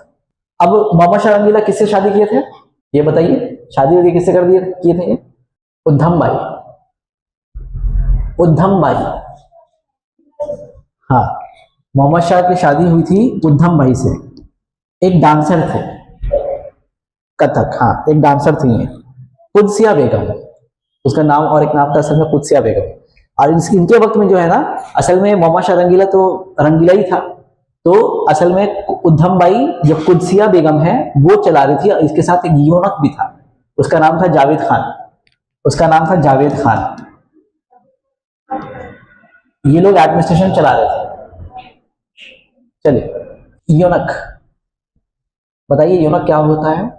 अब मोहम्मद शाह के बाद आता है एक अहमद शाह आते हैं, बस हल्का से बस आगे बढ़ाते रहिए। अहमद शाह आते हैं, अहमद शाह, उसके बाद आलमगीर टू, उसके बाद आलमगीर टू, उसके बाद अहमद शाह। सब इनकम्पिटेंट रूलर है, सब इनकम्पिटेंट रूलर है। ठीक है, उसके बाद आलमगीर टू। आलमगीर टू का टेन्योर लिखना आपको सिर्फ बस 1754 से 1758। आलमगीर टू। आज क्लास थोड़ा सा लंबा होगा, ठीक है, कि हम एक टारगेट लेके आए हैं। अब पिछले बार असल में हिस्ट्री पढ़ाया था ना, तो 86 क्लासेस चला गया था, 86 क्लासेस। तब 86 क्लासेस जो पूरा एंशिएंट मेडिएवल मॉडर्न मिलाकर के 86 क्लास हुआ था। वो 86 क्लास होता था कैसे? सुबह शाम हम लेते थे, तमाम अकेले थे। अभी तो डेली क्लास नहीं होता है ना, अगर अभी हम उस फॉर्मेट में पढ़ाएं एकदम आराम आराम से, तो आप समझ लीजिए 6 महीना चले, 6 महीना भी में खत्म नहीं होगा। ठीक है, इसलिए हम थोड़ा सा अब जो जरूरी है उसको पढ़ा रहे हैं, बस ये समझ लीजिए। ठीक है, तो लेकिन समझ में आ रहा है ना स्टोरी, और कुछ नहीं है। थोड़ा सा लेटर मुगल्स का हल्का सा झलक दे रहे हैं इसको, मॉडर्न में एंट्री करने वाले हैं हम लोग, करेंगे एंट्री हम लोग, ठीक है। तो औरंगजेब के बाद बहादुर शाह 1, उसके बाद जहांगीर शाह, उसके बाद फारूक सियार। इंपॉर्टेंट रूलर का नाम बोल रहे हैं। फारूक सियार के बाद हटा दीजिए, रफीउद्दर्जात दौला को हटा दीजिए। उसके बाद मोहम्मद शाह रंगीला में एमसीक्यू क्या क्या मिलेगा आपको? ब्रेकअप हो रहा है, डिसइंटीग्रेशन हो रहा है, नादिर शाह का इन्वेजन हो रहा है। इवन नादिर शाह से ना पीकॉक थ्रोन, कोहिनूर डायमंड यही लेके निकल लिया था। कोहिनूर डायमंड मिला इंडिया को वापस दिया राशिद इंग्लैंड कि दिया कि नहीं दिया? कुछ नहीं दिया अभी। हाँ यही बात है, बात जो भी है मतलब नहीं दिया ना। बीच में न्यूज ऐसा कुछ आ रहा था कि दिया है, शायद हम सही से पढ़े नहीं, असल में ध्यान नहीं दिया उसमें। एनीवेज, लेटर मुगल्स का देखिए टिप ऑफ द टंग में याद रखना होगा आपको हल्का सा, ठीक है। अहमद शाह की कोई जरूरत नहीं है हमको कुछ याद करने का बहुत ज्यादा। आलमगीर 2 का एक ईयर बताया हूं मैं, 1754 टू 1758। क्यों इंपॉर्टेंट है? क्योंकि इस वक्त बैटल ऑफ प्लासी, मतलब आपसे अगर ये क्वेश्चन पूछे कि बैटल ऑफ प्लासी के वक्त मुगल एम्परर कौन था, तब आपको बताना होगा कि भैया आलमगीर 2 था। इसीलिए ये वाला पार्ट इंपॉर्टेंट है, ठीक है। ठीक है, चलिए। और उसके बाद शाहजहां 2 आता है, शाहजहां 2, ठीक है, नॉट इंपॉर्टेंट। शाहजहां 2, उसके बाद शाह आलम 2। शाहजहां 2 लिखिए, खाली शाहजहां 2 लिखिए। देखिए जैसे अहमद शाह हो गया, अहमद शाह के बाद क्या बोला मैं? आलमगीर 2, ठीक है। अच्छा, आलमगीर 2 के बाद फिर क्या बोला मैं? एक और आता है बीच में, शाहजहां 3 करके आता है। हाँ शाहजहां, लेकिन इंपॉर्टेंट नहीं है इसलिए हम नहीं बोल रहे हैं इसको, ठीक है। बीच में है 1 2 3 वाला मटेरियल बीच में मिलेगा आपको, ठीक है। आप बुक, कौन सा बुक है आपके पास बताइए, पहले ये बता दीजिए आपको, आप लोग कौन सा बुक पढ़ रहे हैं? 2-3 बुक हम आपको नाम बता देते हैं पहले। स्पेक्ट्रम हो, और एक एडिशन में सोनाली बंसल ले लीजिएगा, खुद है, मतलब पूनम दलाल ले लीजिए। एनसीईआरटी का पीडीएफ रखिए, लैपटॉप मेरे ख्याल से होगा ही ऑलमोस्ट आपके पास, नहीं भी होगा तो भी एनसीईआरटी का कुछ नोट्स मिलेगा जो पिछले साल दिया गया था, मानस है ना, कुछ नोट्स मिलेगा आपको जो दिया गया था, वो है एनसीईआरटी का क्रक्स, बहुत अच्छा दिया हुआ है। और तो सोनाली बंसल मॉडर्न हिस्ट्री के लिए स्पेक्ट्रम भी रख लीजिएगा, ठीक है। और पूनम दलाल दहिया रख लीजिएगा, काम हो जाएगा। कुछ ज्यादा आपको नहीं तीर मारना है आपको, ये तो है ही। हम तो खुद अपना ही पढ़ के जाते हैं बस, हम खुद किताब नहीं पढ़ते हैं, तो सब कंबाइन एक ही में लिखा हुआ है। मतलब हद से ज्यादा कुछ चीज नहीं पढ़ना है, तो टाइम वेस्ट हो। बुक में, सब बुक में, जैसे आप स्पेक्ट्रम पढ़ने जाइएगा तो बहुत अगड़म बगड़म लिखा हुआ है, उसको बड़ा फिल्टर करके पिछले बार पढ़ाया था मैं, ठीक है। अब ये पूरा पढ़ाने के बाद हम बता देंगे कि हम कौन सा स्पेक्ट्रम का चैप्टर कवर किए हैं इसके अंदर, ये भी हम बता देंगे साथ में, ठीक है। तो सब मिक्स ही पढ़ा रहा हूं मैं। एनीवे, तो शाहजहां 3 भी है लेकिन हम इसको इग्नोर मार रहे हैं अभी, ठीक है। फिर आता है शाह आलम 2। शाह आलम 2 का टेन्योर लिखिए, 1759 से 1806। अब ये टेन्योर इंपॉर्टेंट है एमसीक्यू पॉइंट ऑफ व्यू से।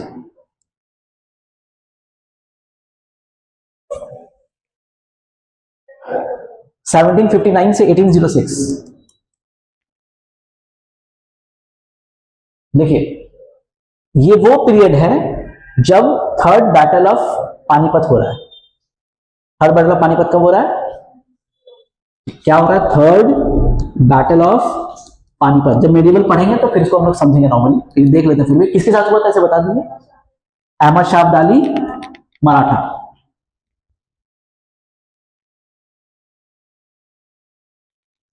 वर्सेस मराठा, ठीक है। अच्छा, ये वही पीरियड है जब बैटल ऑफ बक्सर हो रहा है।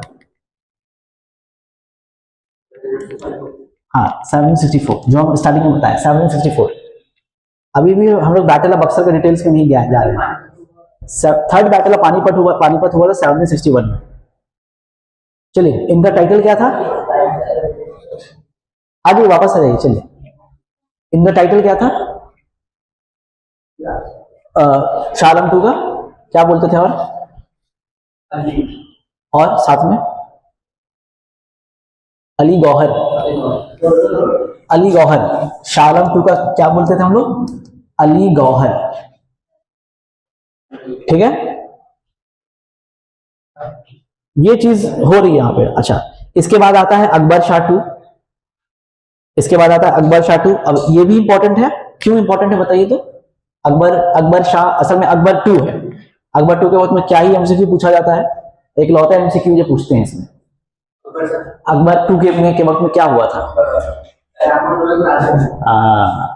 अकबर टू के वक्त में राम मोहन रॉय जी को राजा का टाइटल दिया गया था। इसको सिर्फ लिख लीजिएगा हल्का सा बस। अली गौहर के बाद अकबर टू, याद रखिएगा, राम मोहन रॉय जी को राजा का टाइटल दिया गया था।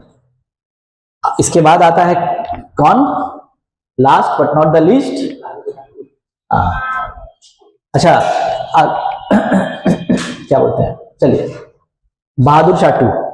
बहादुर शाह टू जो हम 1857 में मामला रफा दफा करेंगे। बहादुर शाह टू जो है, ठीक है, बहादुर शाह जफर बोलते हैं, पेन नेम इनका जफर रहता है, जफर लिखाता है नॉर्मली। बहादुर शाह टू, ये हल्का सा झलक दी है सिर्फ लेटर मुगल्स का, बस कि ये रूलर है, इनके वक्त में ये हो रहा है, ये लड़ाई हो रही है, बस। ठीक है, हम अब क्या करेंगे, लेटर मुगल्स के बारे में हल्का जान चुके हैं हम लोग। ठीक है, जब हम लोग मेडिवल पढ़ेंगे तो फिर पढ़ते हुए आएंगे तो फिर समझेंगे, बहुत सारी चीजों मिक्स हो जाएगा, तब आराम से कंबाइंड हो जाएगा। अब हम देखेंगे कि जो इंग्लिश है, यानी यूरोपियंस कैसे कैसे आ रहे हैं, कौन कौन आ रहे हैं, उस हिसाब से भी पढ़ेंगे, फिर पूरा पिक्चर क्लियर करते हुए चलेंगे हम लोग।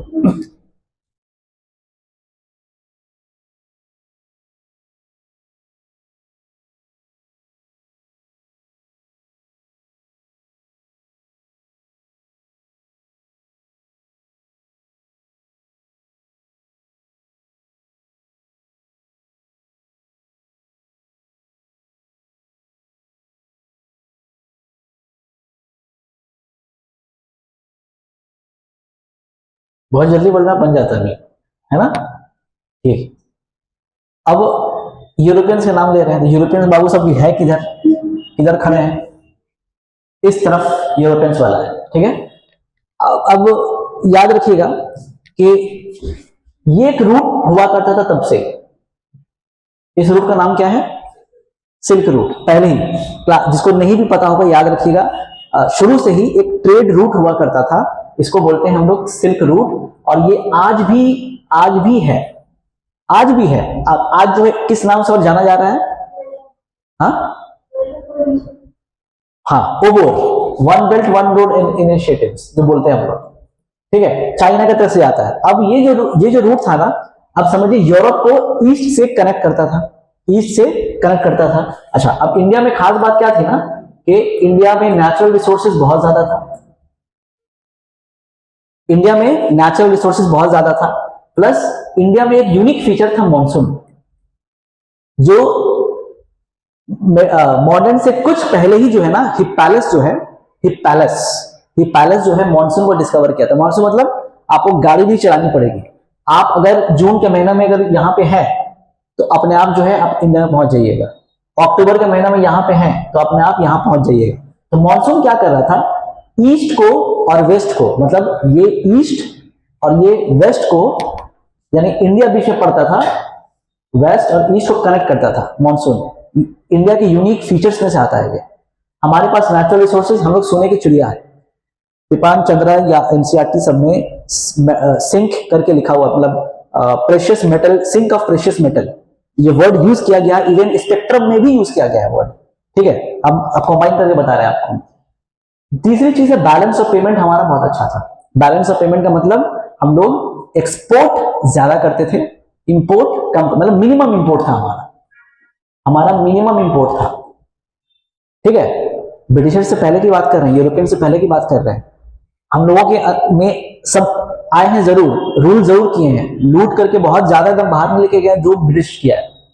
ठीक है, तो ये जो है ना, हम लोग सोने की चिड़िया कहलाते थे। नेचुरल रिसोर्सेज भी बहुत ज्यादा था, प्लस एक मॉनसून भी हमारा यूनिक फीचर्स थे जो आराम से कोई आते थे। ठीक है, अब हम ज्योग्राफी के एंगल अगर बात करें तो हम लोग ट्रॉपिकल बेल्ट में थे, गर्म जगह में थे हम लोग। ठीक है, ये बाबू जो है टेम्परेट बेल्ट में है, ठंडी जगह में है। ठंडा जगह मतलब समझिए कि साल में कुछ ही महीने ये लोग काम करते हैं, उसी में ना काम करते हैं। अच्छा, ठंडा जगह है तो इनको चाहिए कपड़ा, गरम थोड़ा सा मसाला भी चाहिए, ठीक है। तो वो मसाला कपड़ा कहाँ से लेता था? इस तरफ से ही लेता था, ईस्ट की तरफ से लिया जाता था, ठीक है।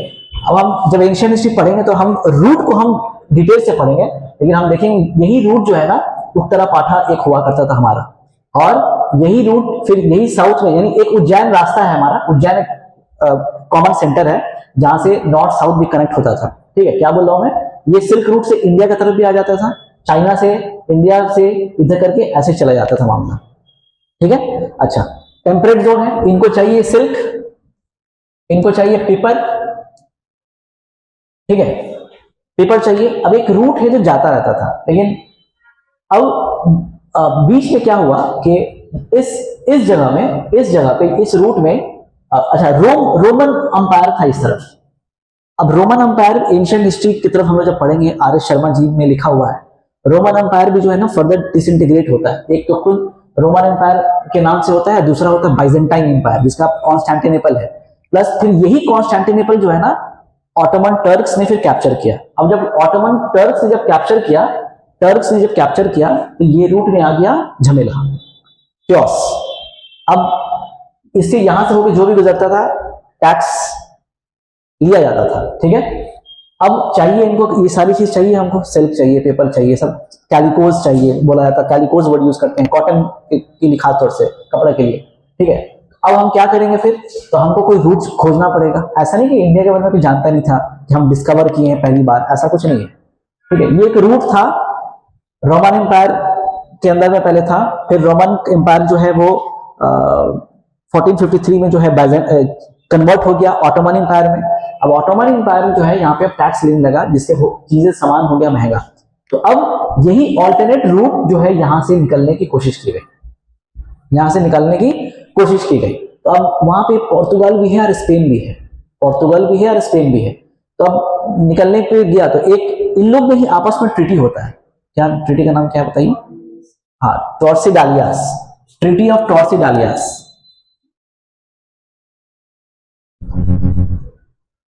और ये बात स्पेक्ट्रम में भी लिखा हुआ है, ठीक है। टॉर्सिडालियास क्या बोला गया कि स्पेन को बोला गया कि तुम वेस्ट की तरफ जाओ, और पोर्तुगीज को बोला गया तुम ईस्ट की तरफ जाओ। ध्यान से समझिएगा, ये सब निकल रहे हैं, ठीक है। अभी हम जब पोर्तुगीज पढ़ाएंगे तो बताएंगे क्यों ही निकल रहे हैं। ये लोग इस वक्त जो है ना शिप बहुत अच्छा बना लिए थे, नेवी में बहुत डेवलप कर गए थे ये लोग। इंग्लिश का भी, इंग्लिश में अभी रेनेसां है, इंग्लिश में स्पिरिट ऑफ रेनेसां चल रहा है अभी, ठीक है। तो ये लोग बहुत कुछ यहाँ पे कर लिए थे ऑलरेडी। तो क्या बोला मैं, ट्रीटी ऑफ टॉर्सिडालियास से एक इमेजिनरी लाइन ये लोग कंसीडर करते हैं कि भाई कौन सा ओशन है, कौन सा ओशन है ये वाला, अटलांटिक ओशन है। कि अटलांटिक ओशन के मतलब अटलांटिक ओशन क्या मतलब, इसके वेस्ट की तरफ जो है स्पेन जाएगा और ईस्ट की तरफ जो है पोर्तुगीज जाएगा, ठीक है। इसमें ट्रीटी ऑफ टॉर्सिडालियास याद रखिएगा। वेस्ट की तरफ ऐसे क्रॉस कर जाएगा तो फिर वही आएगा, वो दुनिया गोल है ठीक है, दुनिया गोल है। अब बात है कि कैसे जाएगा, इतना घूम कर कैसे जाएगा, जाने देगा नहीं देगा, यही चीज है, ठीक है। पहले बताइए क्यों आएगा, ये बात समझ में आया? इजी है, कुछ नहीं है इसके अंदर। चलिए अब कुछ बात हल्का से लिखिए, हेडलाइन दीजिए सिर्फ, quest for and discovery of sea route, ये हेडलाइन दीजिए, quest and discovery of sea route, बस, and discovery of sea route. पहला लिखिए fall of Constantinople in 1453, fall of Constantinople in 1453।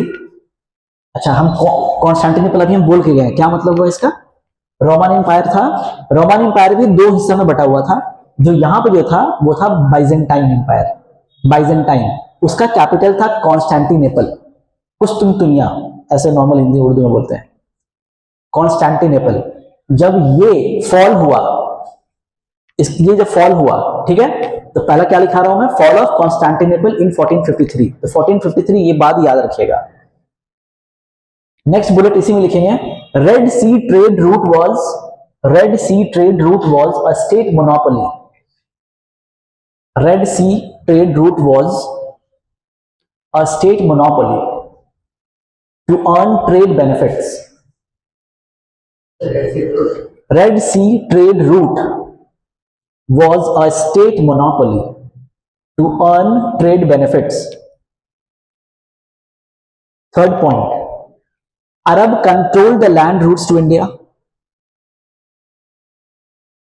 Arab controlled the land routes to India.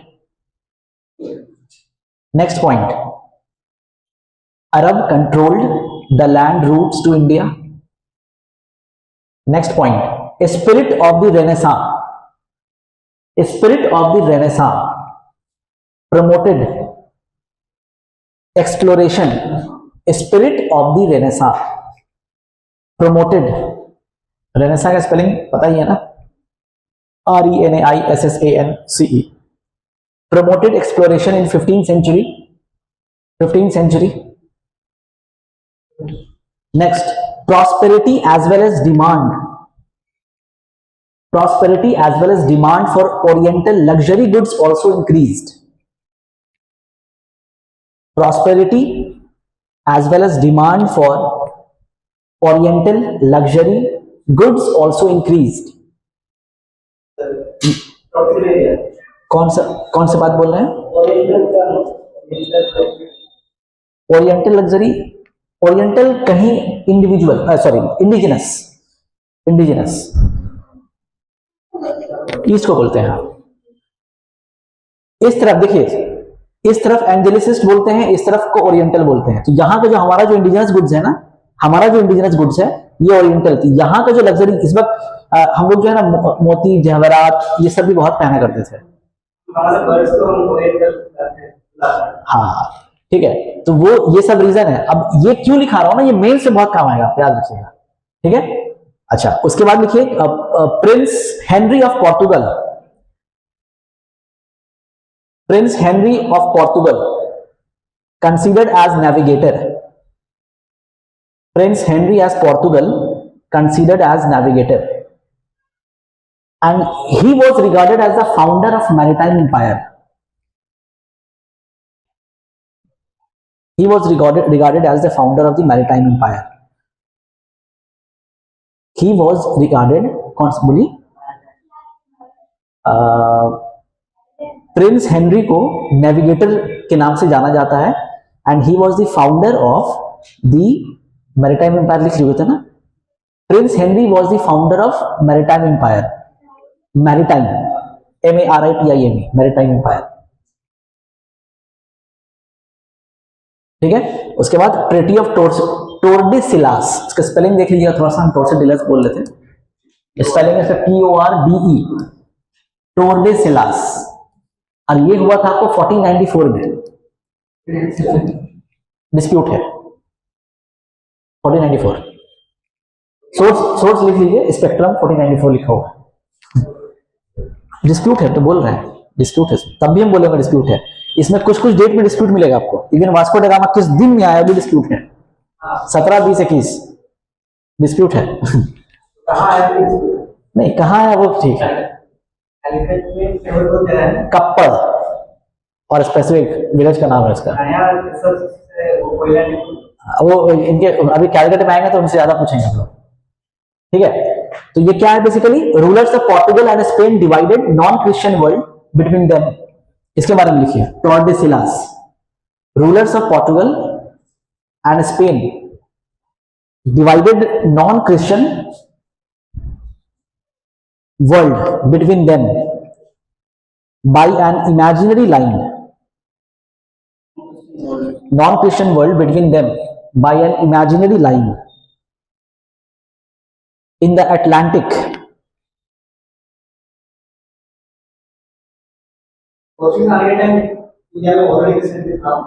कौन था? हाँ हाँ, क्या बोला मैं, चलिए. Non-Christian world between them by an imaginary line in the Atlantic, giving east to Portugal and west to Spain. तो देखिए आपको जीएस पे एमसीक्यू तो ठीक है, एमसीक्यू हमने बहुत सारे बात कर लिए हैं. ये जो बात है इसका मेंस का क्वेश्चन बन सकता है. ठीक है, कि क्यों ही आ रहा है. तो सिर्फ खाली लेने के लिए आ रहा है, सिर्फ इतना ही नहीं, आने का रीजन क्या क्या है. वहां रेनेसां भी हो रहा है, बात समझिए. इतना जो वर्ड लिखा है ना, रेनेसां भी हो रहा है, फिर फॉल ऑफ कॉन्स्टेंटिनोपल हो रहा है, जिससे ट्रेड में जो है झमेला हो गया, थोड़ा सा क्योस हो गया, ठीक है। और रेनेसा होने की वजह से ना वहां पे आप समझिए एग्रीकल्चर वगैरह भी बहुत सारा बढ़ गया है, और उनको अब लग्जरियस चीज चाहिए, बहुत पैसा है उनके पास उस वक्त, लग्जरियस चीज भी चाहिए उनको, ठीक है। तो अब वो उनको सब कुछ चाहिए, तो इतना सारा रीजन है कि वो निकल के आए हैं और सी रूट डिस्कवर कर रहे हैं, ठीक है। तो ये मेंस का भी क्वेश्चन नॉर्मली एक दो क्वेश्चन मिला के बन सकता है कि क्यों आ रहे हैं। तो ये जो भी पॉइंटर लिखाया हूं मैं, ये इस तरीके से ये क्वेश्चन का आने का प्लस मतलब यूरोप में ना रेनेसा जब हो रहा है तो एग्रीकल्चर भी बूम हो रहा है। ये दीपान चंद्रा में लिखा हुआ है, जब रेनेसा हो रहा है ना तो लोग सब बहुत कुछ जान रहे हैं, एग्रीकल्चर बूम हो रहा है, क्रॉप रोटेशन हो रहा है, जिससे पैसा आ रहे हैं, तो उनको सामान चाहिए, लग्जरियस आइटम चाहिए। अब वो लग्जरियस आइटम जो है इंडिया का या ईस्ट की तरफ का फेमस था, ठीक है। बाकी सिल्क पेपर ये सब जो है हमको चाहिए, लेकिन ये सब भी एक हमको सब चाहिए रहता था। ये सब रीजन है कि हम इसके तरफ मूव कर रहे हैं। यहां तक ठीक है मामला। चलिए अब हेडलाइन दे दीजिए, advent of Europeans from trade to territory. Advent of Europeans from trade to territory. अब मानस बोलते रहिएगा, कॉपी है ना, बस आपको उतना लिखने की शायद जरूरत ना पड़े, देखते हैं आप याद कीजिए, समझिए इसको। आप यहीं पे बैठ कर, घर में याद नहीं होता है, अब यहीं बैठ के आप याद कीजिए। अब कुछ एडिशन हम घुमा फिरा फिर कुछ दिखाए तो ऐड कर लीजिएगा नॉर्मल, ठीक है। तो अब एडवेंट ऑफ यूरोपियंस में हम देख रहे हैं सबसे पहले पोर्टुगीज को देख रहे हैं, तो ठीक है। तो पोर्टुगीज में भी हम लोग देखेंगे कि सबसे पहले तो टॉर्डेसिलास से सब पता चल चुका है हमको। जो founder of the maritime empire है वो प्रिंस हेनरी है, ये भी हमको पता चल चुका ऑलरेडी, ठीक है। इस वक्त जो है ना ये लोग एडवांस शिप्स जो है बना चुके थे। शिप का नाम क्या है मानस? हाँ, और बोलिए। कैरावल, कैरक, गैलियन,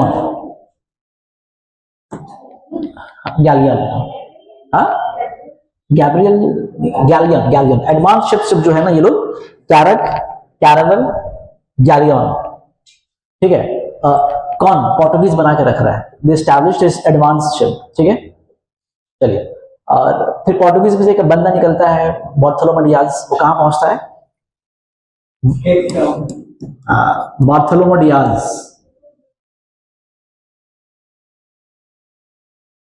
देखिए ये बंदा जा रहा है, शिप से जा रहा है और पहुंच रहा है यहां पे, इस जगह पे।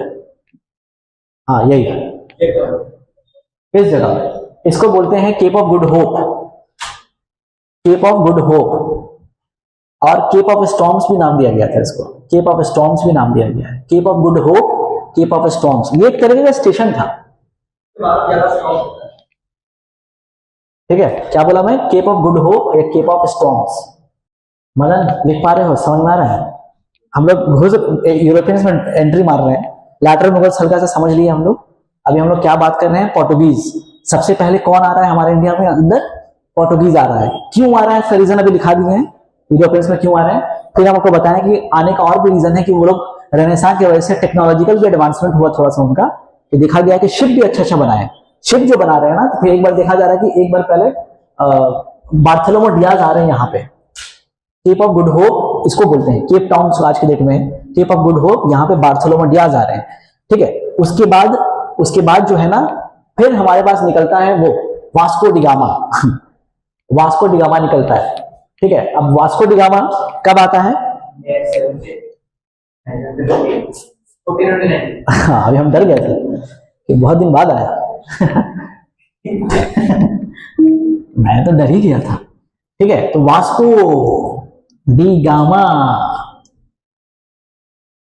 देखिए, हाँ मारना था। चलिए, अब वास्को डी गामा जो है लिस्बन से निकला है, लिस्बन से निकला है, ठीक है। और किधर होके आ रहा है? वही केप ऑफ गुड होप होते हुए वो आ रहा है। कहां आ रहा है? अब आपके क्लास है, ठीक है। वास्को डी गामा कब आ रहा है?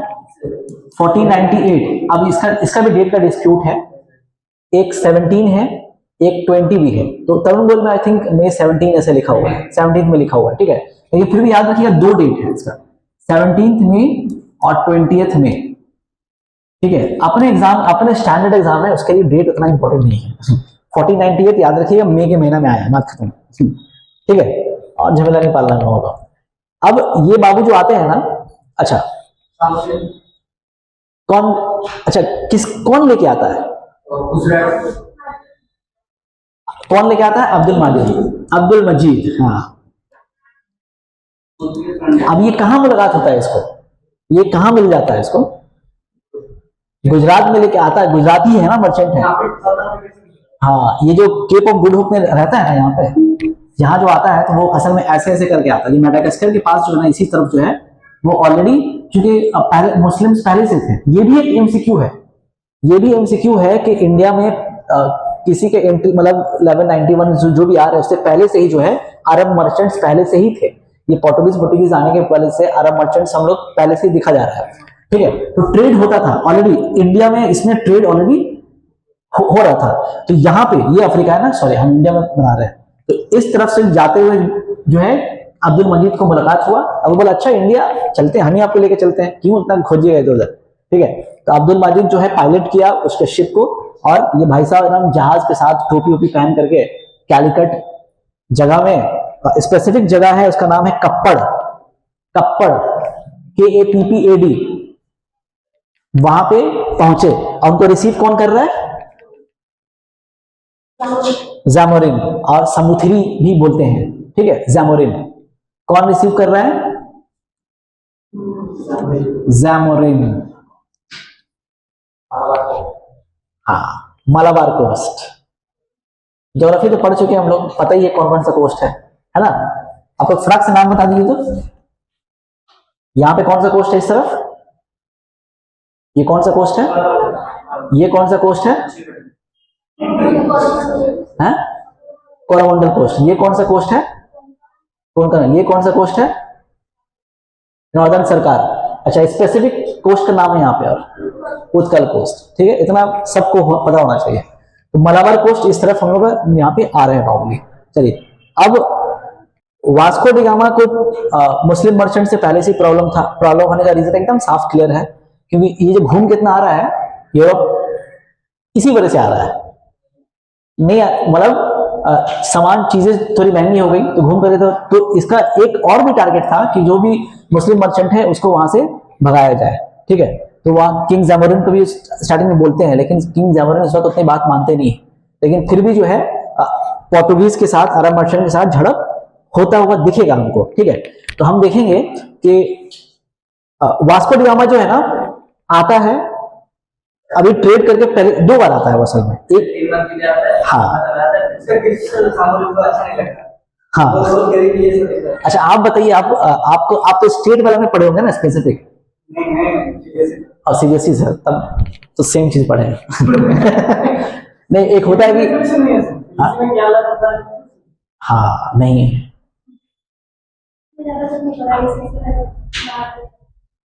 आईसीएसई में क्या था फिर? अपना करिकुलम ना बड़ा अजीब है, लेकिन ये बात तो है। ये वेस्ट बंगाल का भी वैसे ही हालत है, उसका भी सिलेबस कुछ वैसे ही है। मतलब आपको बता दें कि पार्लियामेंट क्या होता है, हम क्लास 10 क्या 12 तक नहीं जानते थे। मतलब सिविक्स था ही नहीं इसमें। सिविक्स क्या होता है तो बाद में पता चला, हिस्ट्री था, और एक चैप्टर एकदम लास्ट चैप्टर था, उसमें पॉलिटी का था, तो कोई नहीं पढ़ाता था कोई नहीं पढ़ाता था उस वक्त। तो इतना वाहियात सिलेबस बना के सब रखा है ना स्टेट वाला। अपना वेस्ट बंगाल की बात कर रहे हैं कि हम क्या ही बताएं। अब जाके समझ में आता है कि बचपन से अगर कुछ एनसीईआरटी वाले में कुछ पढ़े हुए होते तो और थोड़ा सा ज्यादा मिलता है। तो एनसीईआरटी वाले जो पढ़ के आए ना, वो अपने आप को बहुत धनी समझिए ठीक है। आप दिल्ली के अच्छे कोचिंग में जाइएगा ना, तो पहले आपसे बोलने के लिए पूछता है कि भाई एनसीईआरटी पढ़ के आए हो तभी एडमिशन लो, लेकिन फिर वो ले ही लेता है।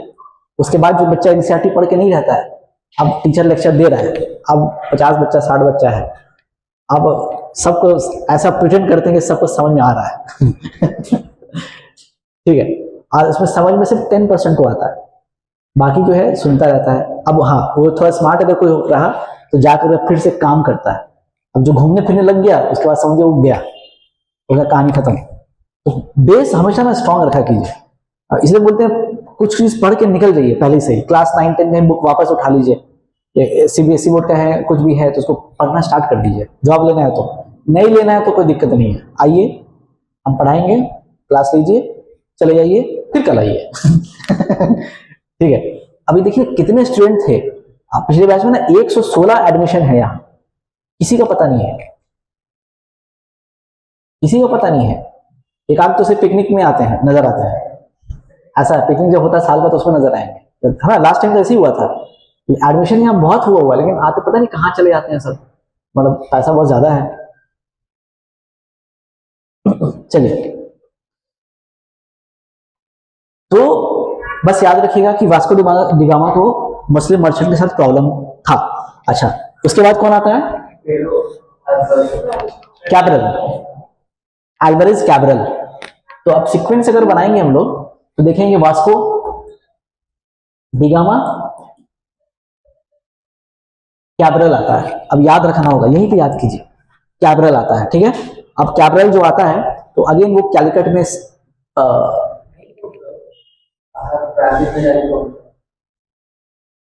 ब्राजील में ही पहुंचता है वो, इंडिया में आता है कि नहीं पहले बताइए बस। हाँ, तो इंडिया में फिर आ रहा है बंदा, 2 साल बाद ही आ रहा है, 1500 ईयर हटा दिया अभी फिलहाल के लिए, ठीक है। 1500 में आ रहा है नॉर्मली, और कैलिकट में पहुंचता है, वहां पर फैक्ट्री भी स्टैब्लिश करने की कोशिश की जा रही है। कहाँ स्टैब्लिश हो रहा है फैक्ट्री? आप चलो कुछ बताइए, कैलिकट में ही। कैलिकट में स्टैब्लिश हो रहा है, ठीक है।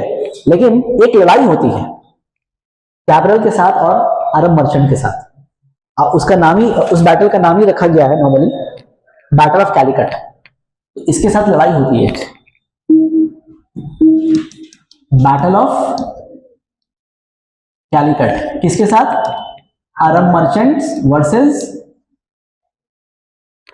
कैब्रल, लड़ाई होती है, ठीक है। अब कैब्रल जो है ना कैन्ननौर और कोचीन से दोस्ती कर लेता है। कैब्रल जो है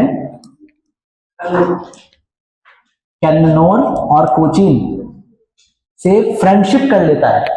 फ्रेंडशिप करता है तो हम देखेंगे कि कैलिकट में, कैन्ननौर में, कोचीन में फैक्ट्री स्टैब्लिश हो जाता है पोर्टुगीज का। अभी नीचे में, हिंदुस्तान के नीचे में है, ठीक है। 1500 के आसपास हम लोग रिवॉल्व कर रहे हैं, 1500, समझ आ रही बात? अभी मुगल्स नहीं आया है।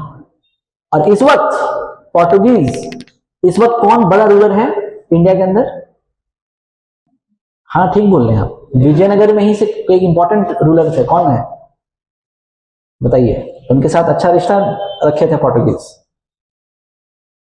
ये क्वेश्चन भी है। हम इसलिए तो पहले टाइम में हल्का से बताए हैं कि वो पीरियड है, हमने 1498 जब आ रहा है ना, 1498 से 1500 में कौन सा पीरियड है? मुगल से नहीं आया है, कृष्ण देवराया, कृष्ण देवराया, वो सब भी रहे होंगे, ऐसे बात नहीं कि नहीं होंगे। जो फेमस रूलर है उसके साथ जो नाम आता है, इवन आपसे एक एमसीक्यू ये भी आप टेक्स्ट बुक में जाकर देख लीजिएगा कि बाबर कौन सा रूलर के बारे में तारीफ किया है। ये एमसीक्यू है टेक्स्ट बुक में, एसएससी वगैरह में क्वेश्चन पूछा है, तो उसका भी आंसर है कृष्ण देवराया। 1526 बहुत ज्यादा दूर नहीं है, तो आस पास में है, समझ रही बात? ठीक है। तो विजयनगर का एक फेमस रूलर का नाम है कृष्ण देवराय, बस इससे ज्यादा कुछ नहीं समझना आपको फिलहाल, ठीक है।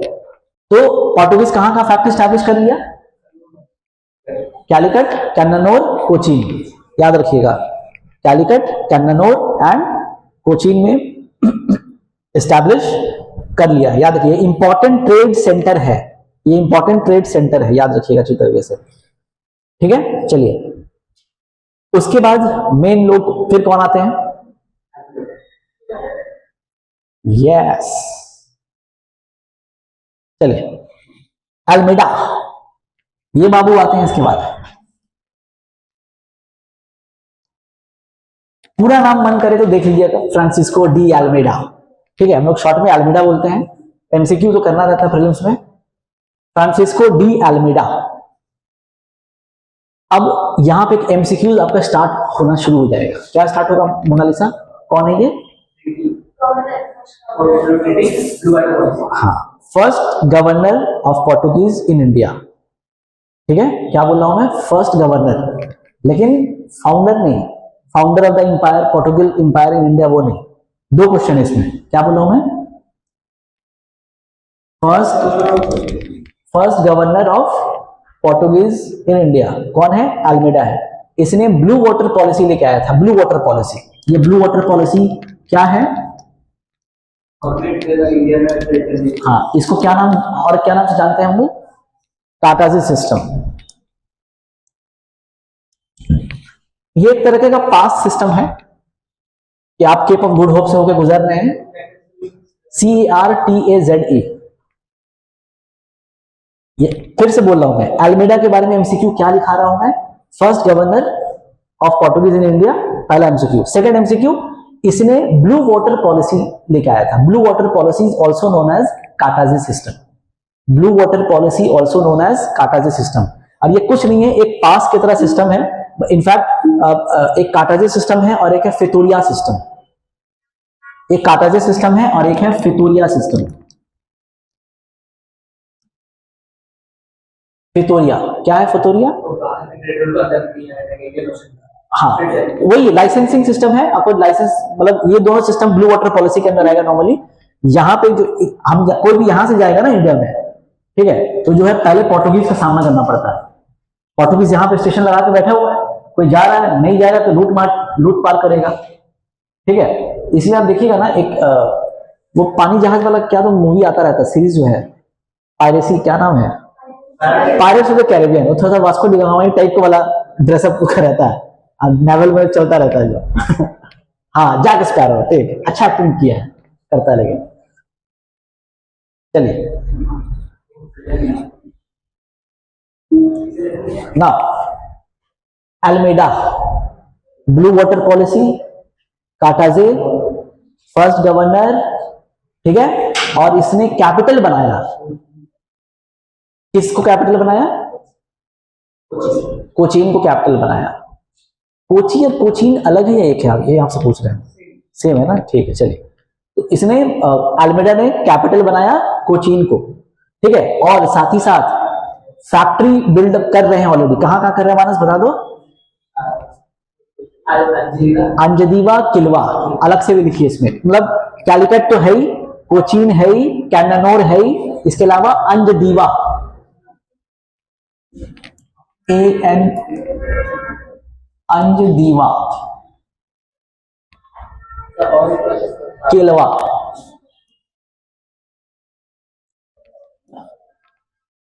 अंजदीवा किलवा, किलवा, सब फैक्ट्री सेटअप हो रहा है, ट्रेडिंग सेंटर बन रहा है लोग, सब नीचे में, कैलिकट, कोचीन, कैन्नानोर, अंजदीवा, किलवा। रेवती क्लियर है। अल्मेडा के अंदर में चल रहा मामला। अल्मेडा बाबू से भी लड़ाई हो जाती है, बोलते हैं बैटल ऑफ चौल। देखिए किसके साथ हो रहा है बैटल ऑफ चौल,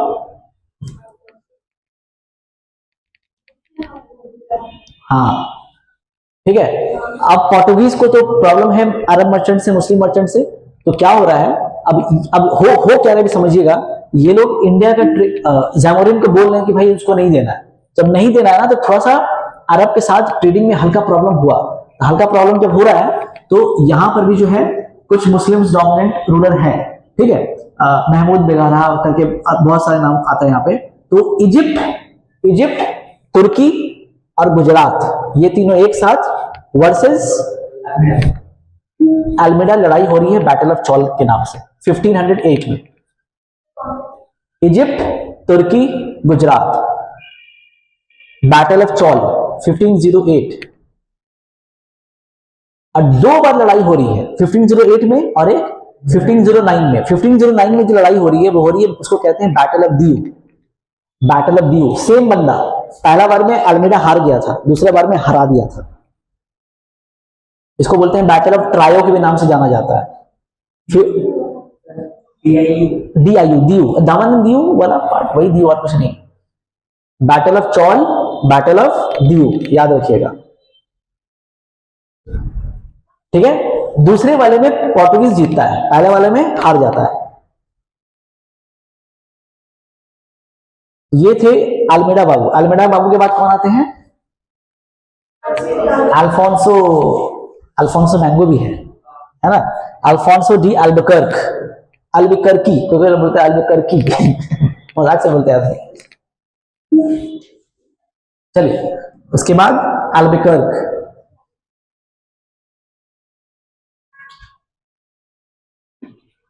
ठीक है, तो real founder of the Portuguese empire in India इसको बोला जाता है real founder of the Portuguese empire. यानी ट्रेड करने आया ना, लेकिन अब ये जो लेके आ रहा है ये कौन सी पॉलिसी लेके आ रहा है? ये भी कोई पॉलिसी लेके आ रहा है क्या? बोलिए। जैसे ब्लू वाटर पॉलिसी अल्मेडा का है, इनका कोई पॉलिसी, हाँ, पॉलिसी ऑफ इंपेरियलिज्म। ये पॉलिसी लेके आ रहा है इंपेरियलिज्म। इंपेरियलिज्म का मतलब पता ही है, इसीलिए इनको बोला जाता है कि भाई real founder of Portuguese empire in India. Second governor है, लेकिन रियल फाउंडर कौन है पोर्टुगीज का एम्पायर खड़ा करने में? यहां ये अल्बुकर्क है। ठीक है, याद रखिएगा। अब पॉलिसी ऑफ इंपेरियलिज्म, इंपेरियलिज्म। अब ये क्या क्या कर रहे हैं? ये विजयनगर से दोस्ती हाथ बढ़ा रहे हैं। विजयनगर एम्पायर किंगडम, याद आ रहा है मैप जो बताए थे हम सल्तनत पीरियड के वक्त में? ठीक है, तो ये फ्रेंडशिप दोस्ती का हाथ बढ़ा रहे हैं विजयनगर किंगडम से। ठीक है, प्लस ये गोवा को कैप्चर कर रहे हैं किससे? बताइए रेबल।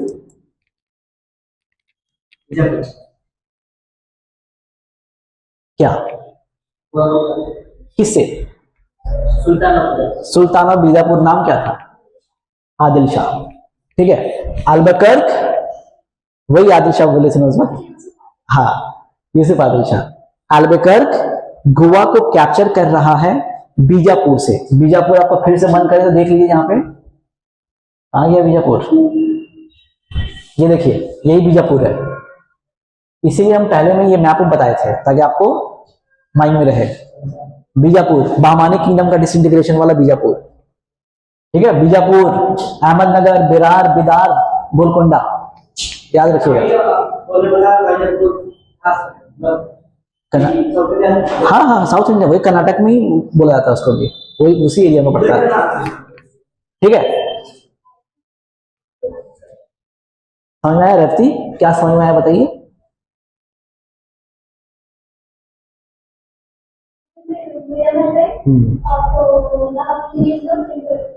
अगर इतना बोल दिए, इतने याद है सब, एमसीक्यू याद है, खत्म हो गया बात, कुछ नहीं, कुछ है, यही याद करना है।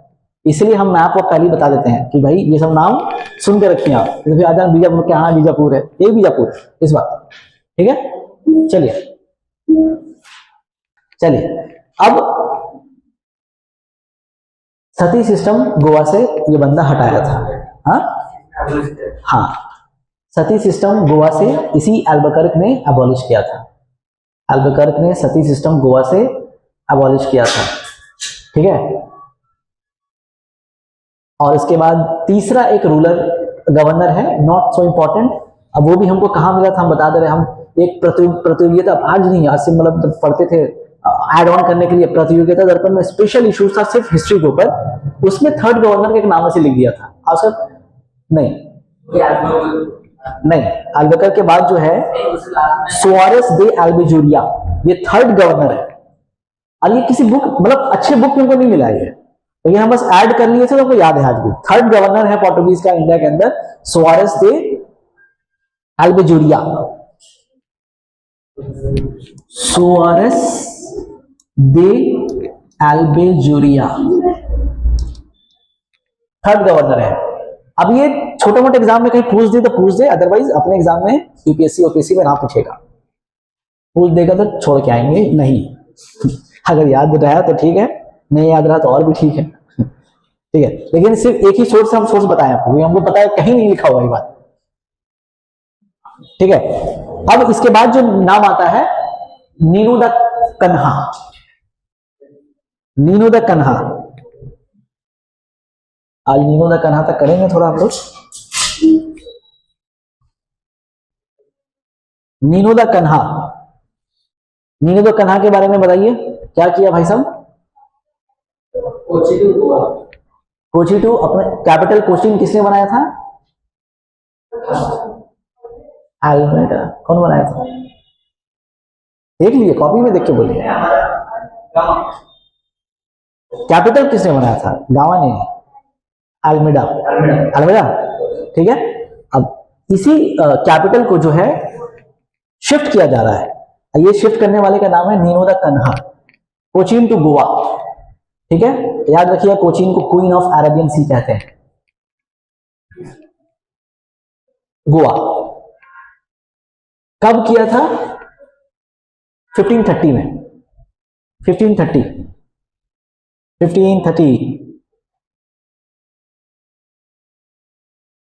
ठीक है। और दियू में लिख लीजिए, हाँ 1530। स्पेक्ट्रम में 1529 लिखा हुआ है, लेकिन वो सही नहीं है, ठीक है। 1530 रेलेवेंट है। आप चाहे स्पेक्ट्रम पढ़ सकते हैं। स्पेक्ट्रम में 1520, स्पेक्ट्रम में बहुत सारा डेट ईयर गलत है, पहले बता दे रहे आपको। हाँ, वो एक्चुअली मजा नहीं आता, तो हम आपको मिक्स करके दे रहे हैं, जो है वहां पे बता दे रहे हैं पहले। हाँ ठीक है। तो एनीवेज, तो लिख लीजिए point. He was promised, Nino da Cunha में he was promised a base in Diu from Bahadur Shah of Gujarat.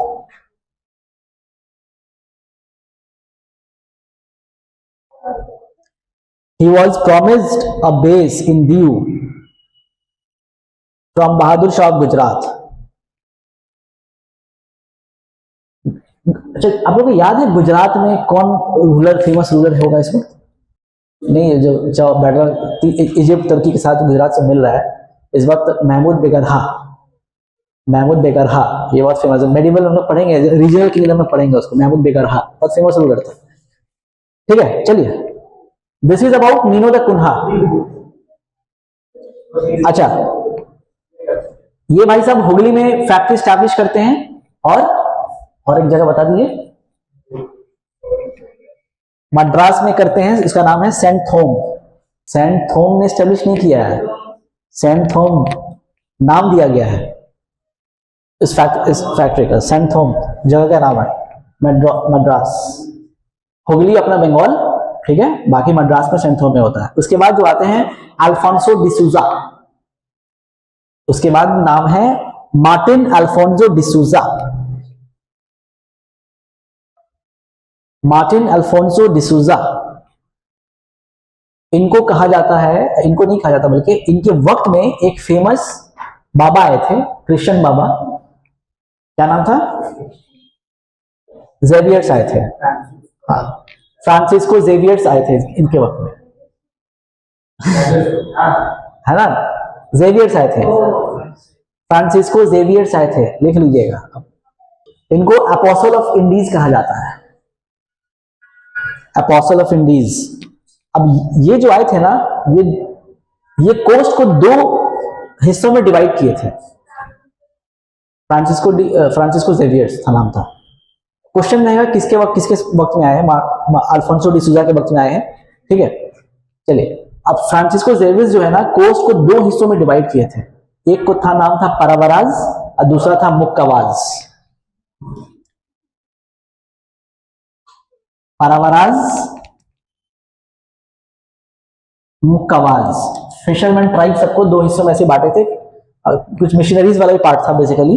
तो जो मुक्कावाज है वो मलाबार कोस्ट में है, और पारावराज है वो कोरोमंडल कोस्ट में है।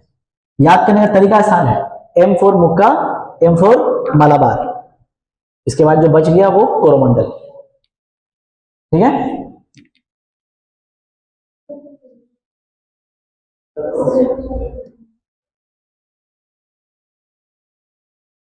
आज यहीं तक छोड़ते हैं, लेकिन आपको पहले से चीज बता दे रहे हैं। ये क्लास का वीडियो ना, इससे भी शायद ज्यादा डिटेल्स में हम यूट्यूब में हम पढ़ा कर रखे हुए हैं, ठीक है। तो जाके आप हमारा जो चैनल है हम लोगों का ओडिशा आईएएस अकेडमी, उसमें आप एक बार देख लीजिएगा। हम थोड़ा सा फास्ट चलेंगे हम लोग, ठीक है। अब जो प्लेलिस्ट है ना, उसमें कर्नाटिक वॉर वगैरह सब चीजों बहुत ज्यादा डिटेल्स में समझाए उसमें। आप तो पहले से वो वीडियो देख के रखिए, ताकि यहाँ पे हम सिर्फ खड़े खड़े बोलेंगे, चले जाएंगे। ताकि हम लोग क्या इस बार हम क्या करना, थोड़ा स्मार्ट टीचिंग करना है। पिछली बार कोई नहीं था ना, तो बहुत लेट आराम आराम से, पिछली बार कोई एग्जाम भी नहीं देने वाले थे। इस बार एग्जाम देने वाले कैंडिडेट हैं हमारे पास, तो इसलिए इस बार हम लोग थोड़ा सा फास्ट करेंगे, यही सोच रहा हूं मैं, बाजार कुछ नहीं। अब पिछले बार 86 क्लासेस, आप समझ रहे हैं 86 क्लास मतलब डेली क्लास होगा 3 महीना। अभी तो डेली क्लास होता नहीं है मेरा, तो वो अब 1 साल हो जाएगा वो, जो रूटीन है अभी फिलहाल। ठीक है, तो इसलिए आप लोग पहले से पढ़ के आइए।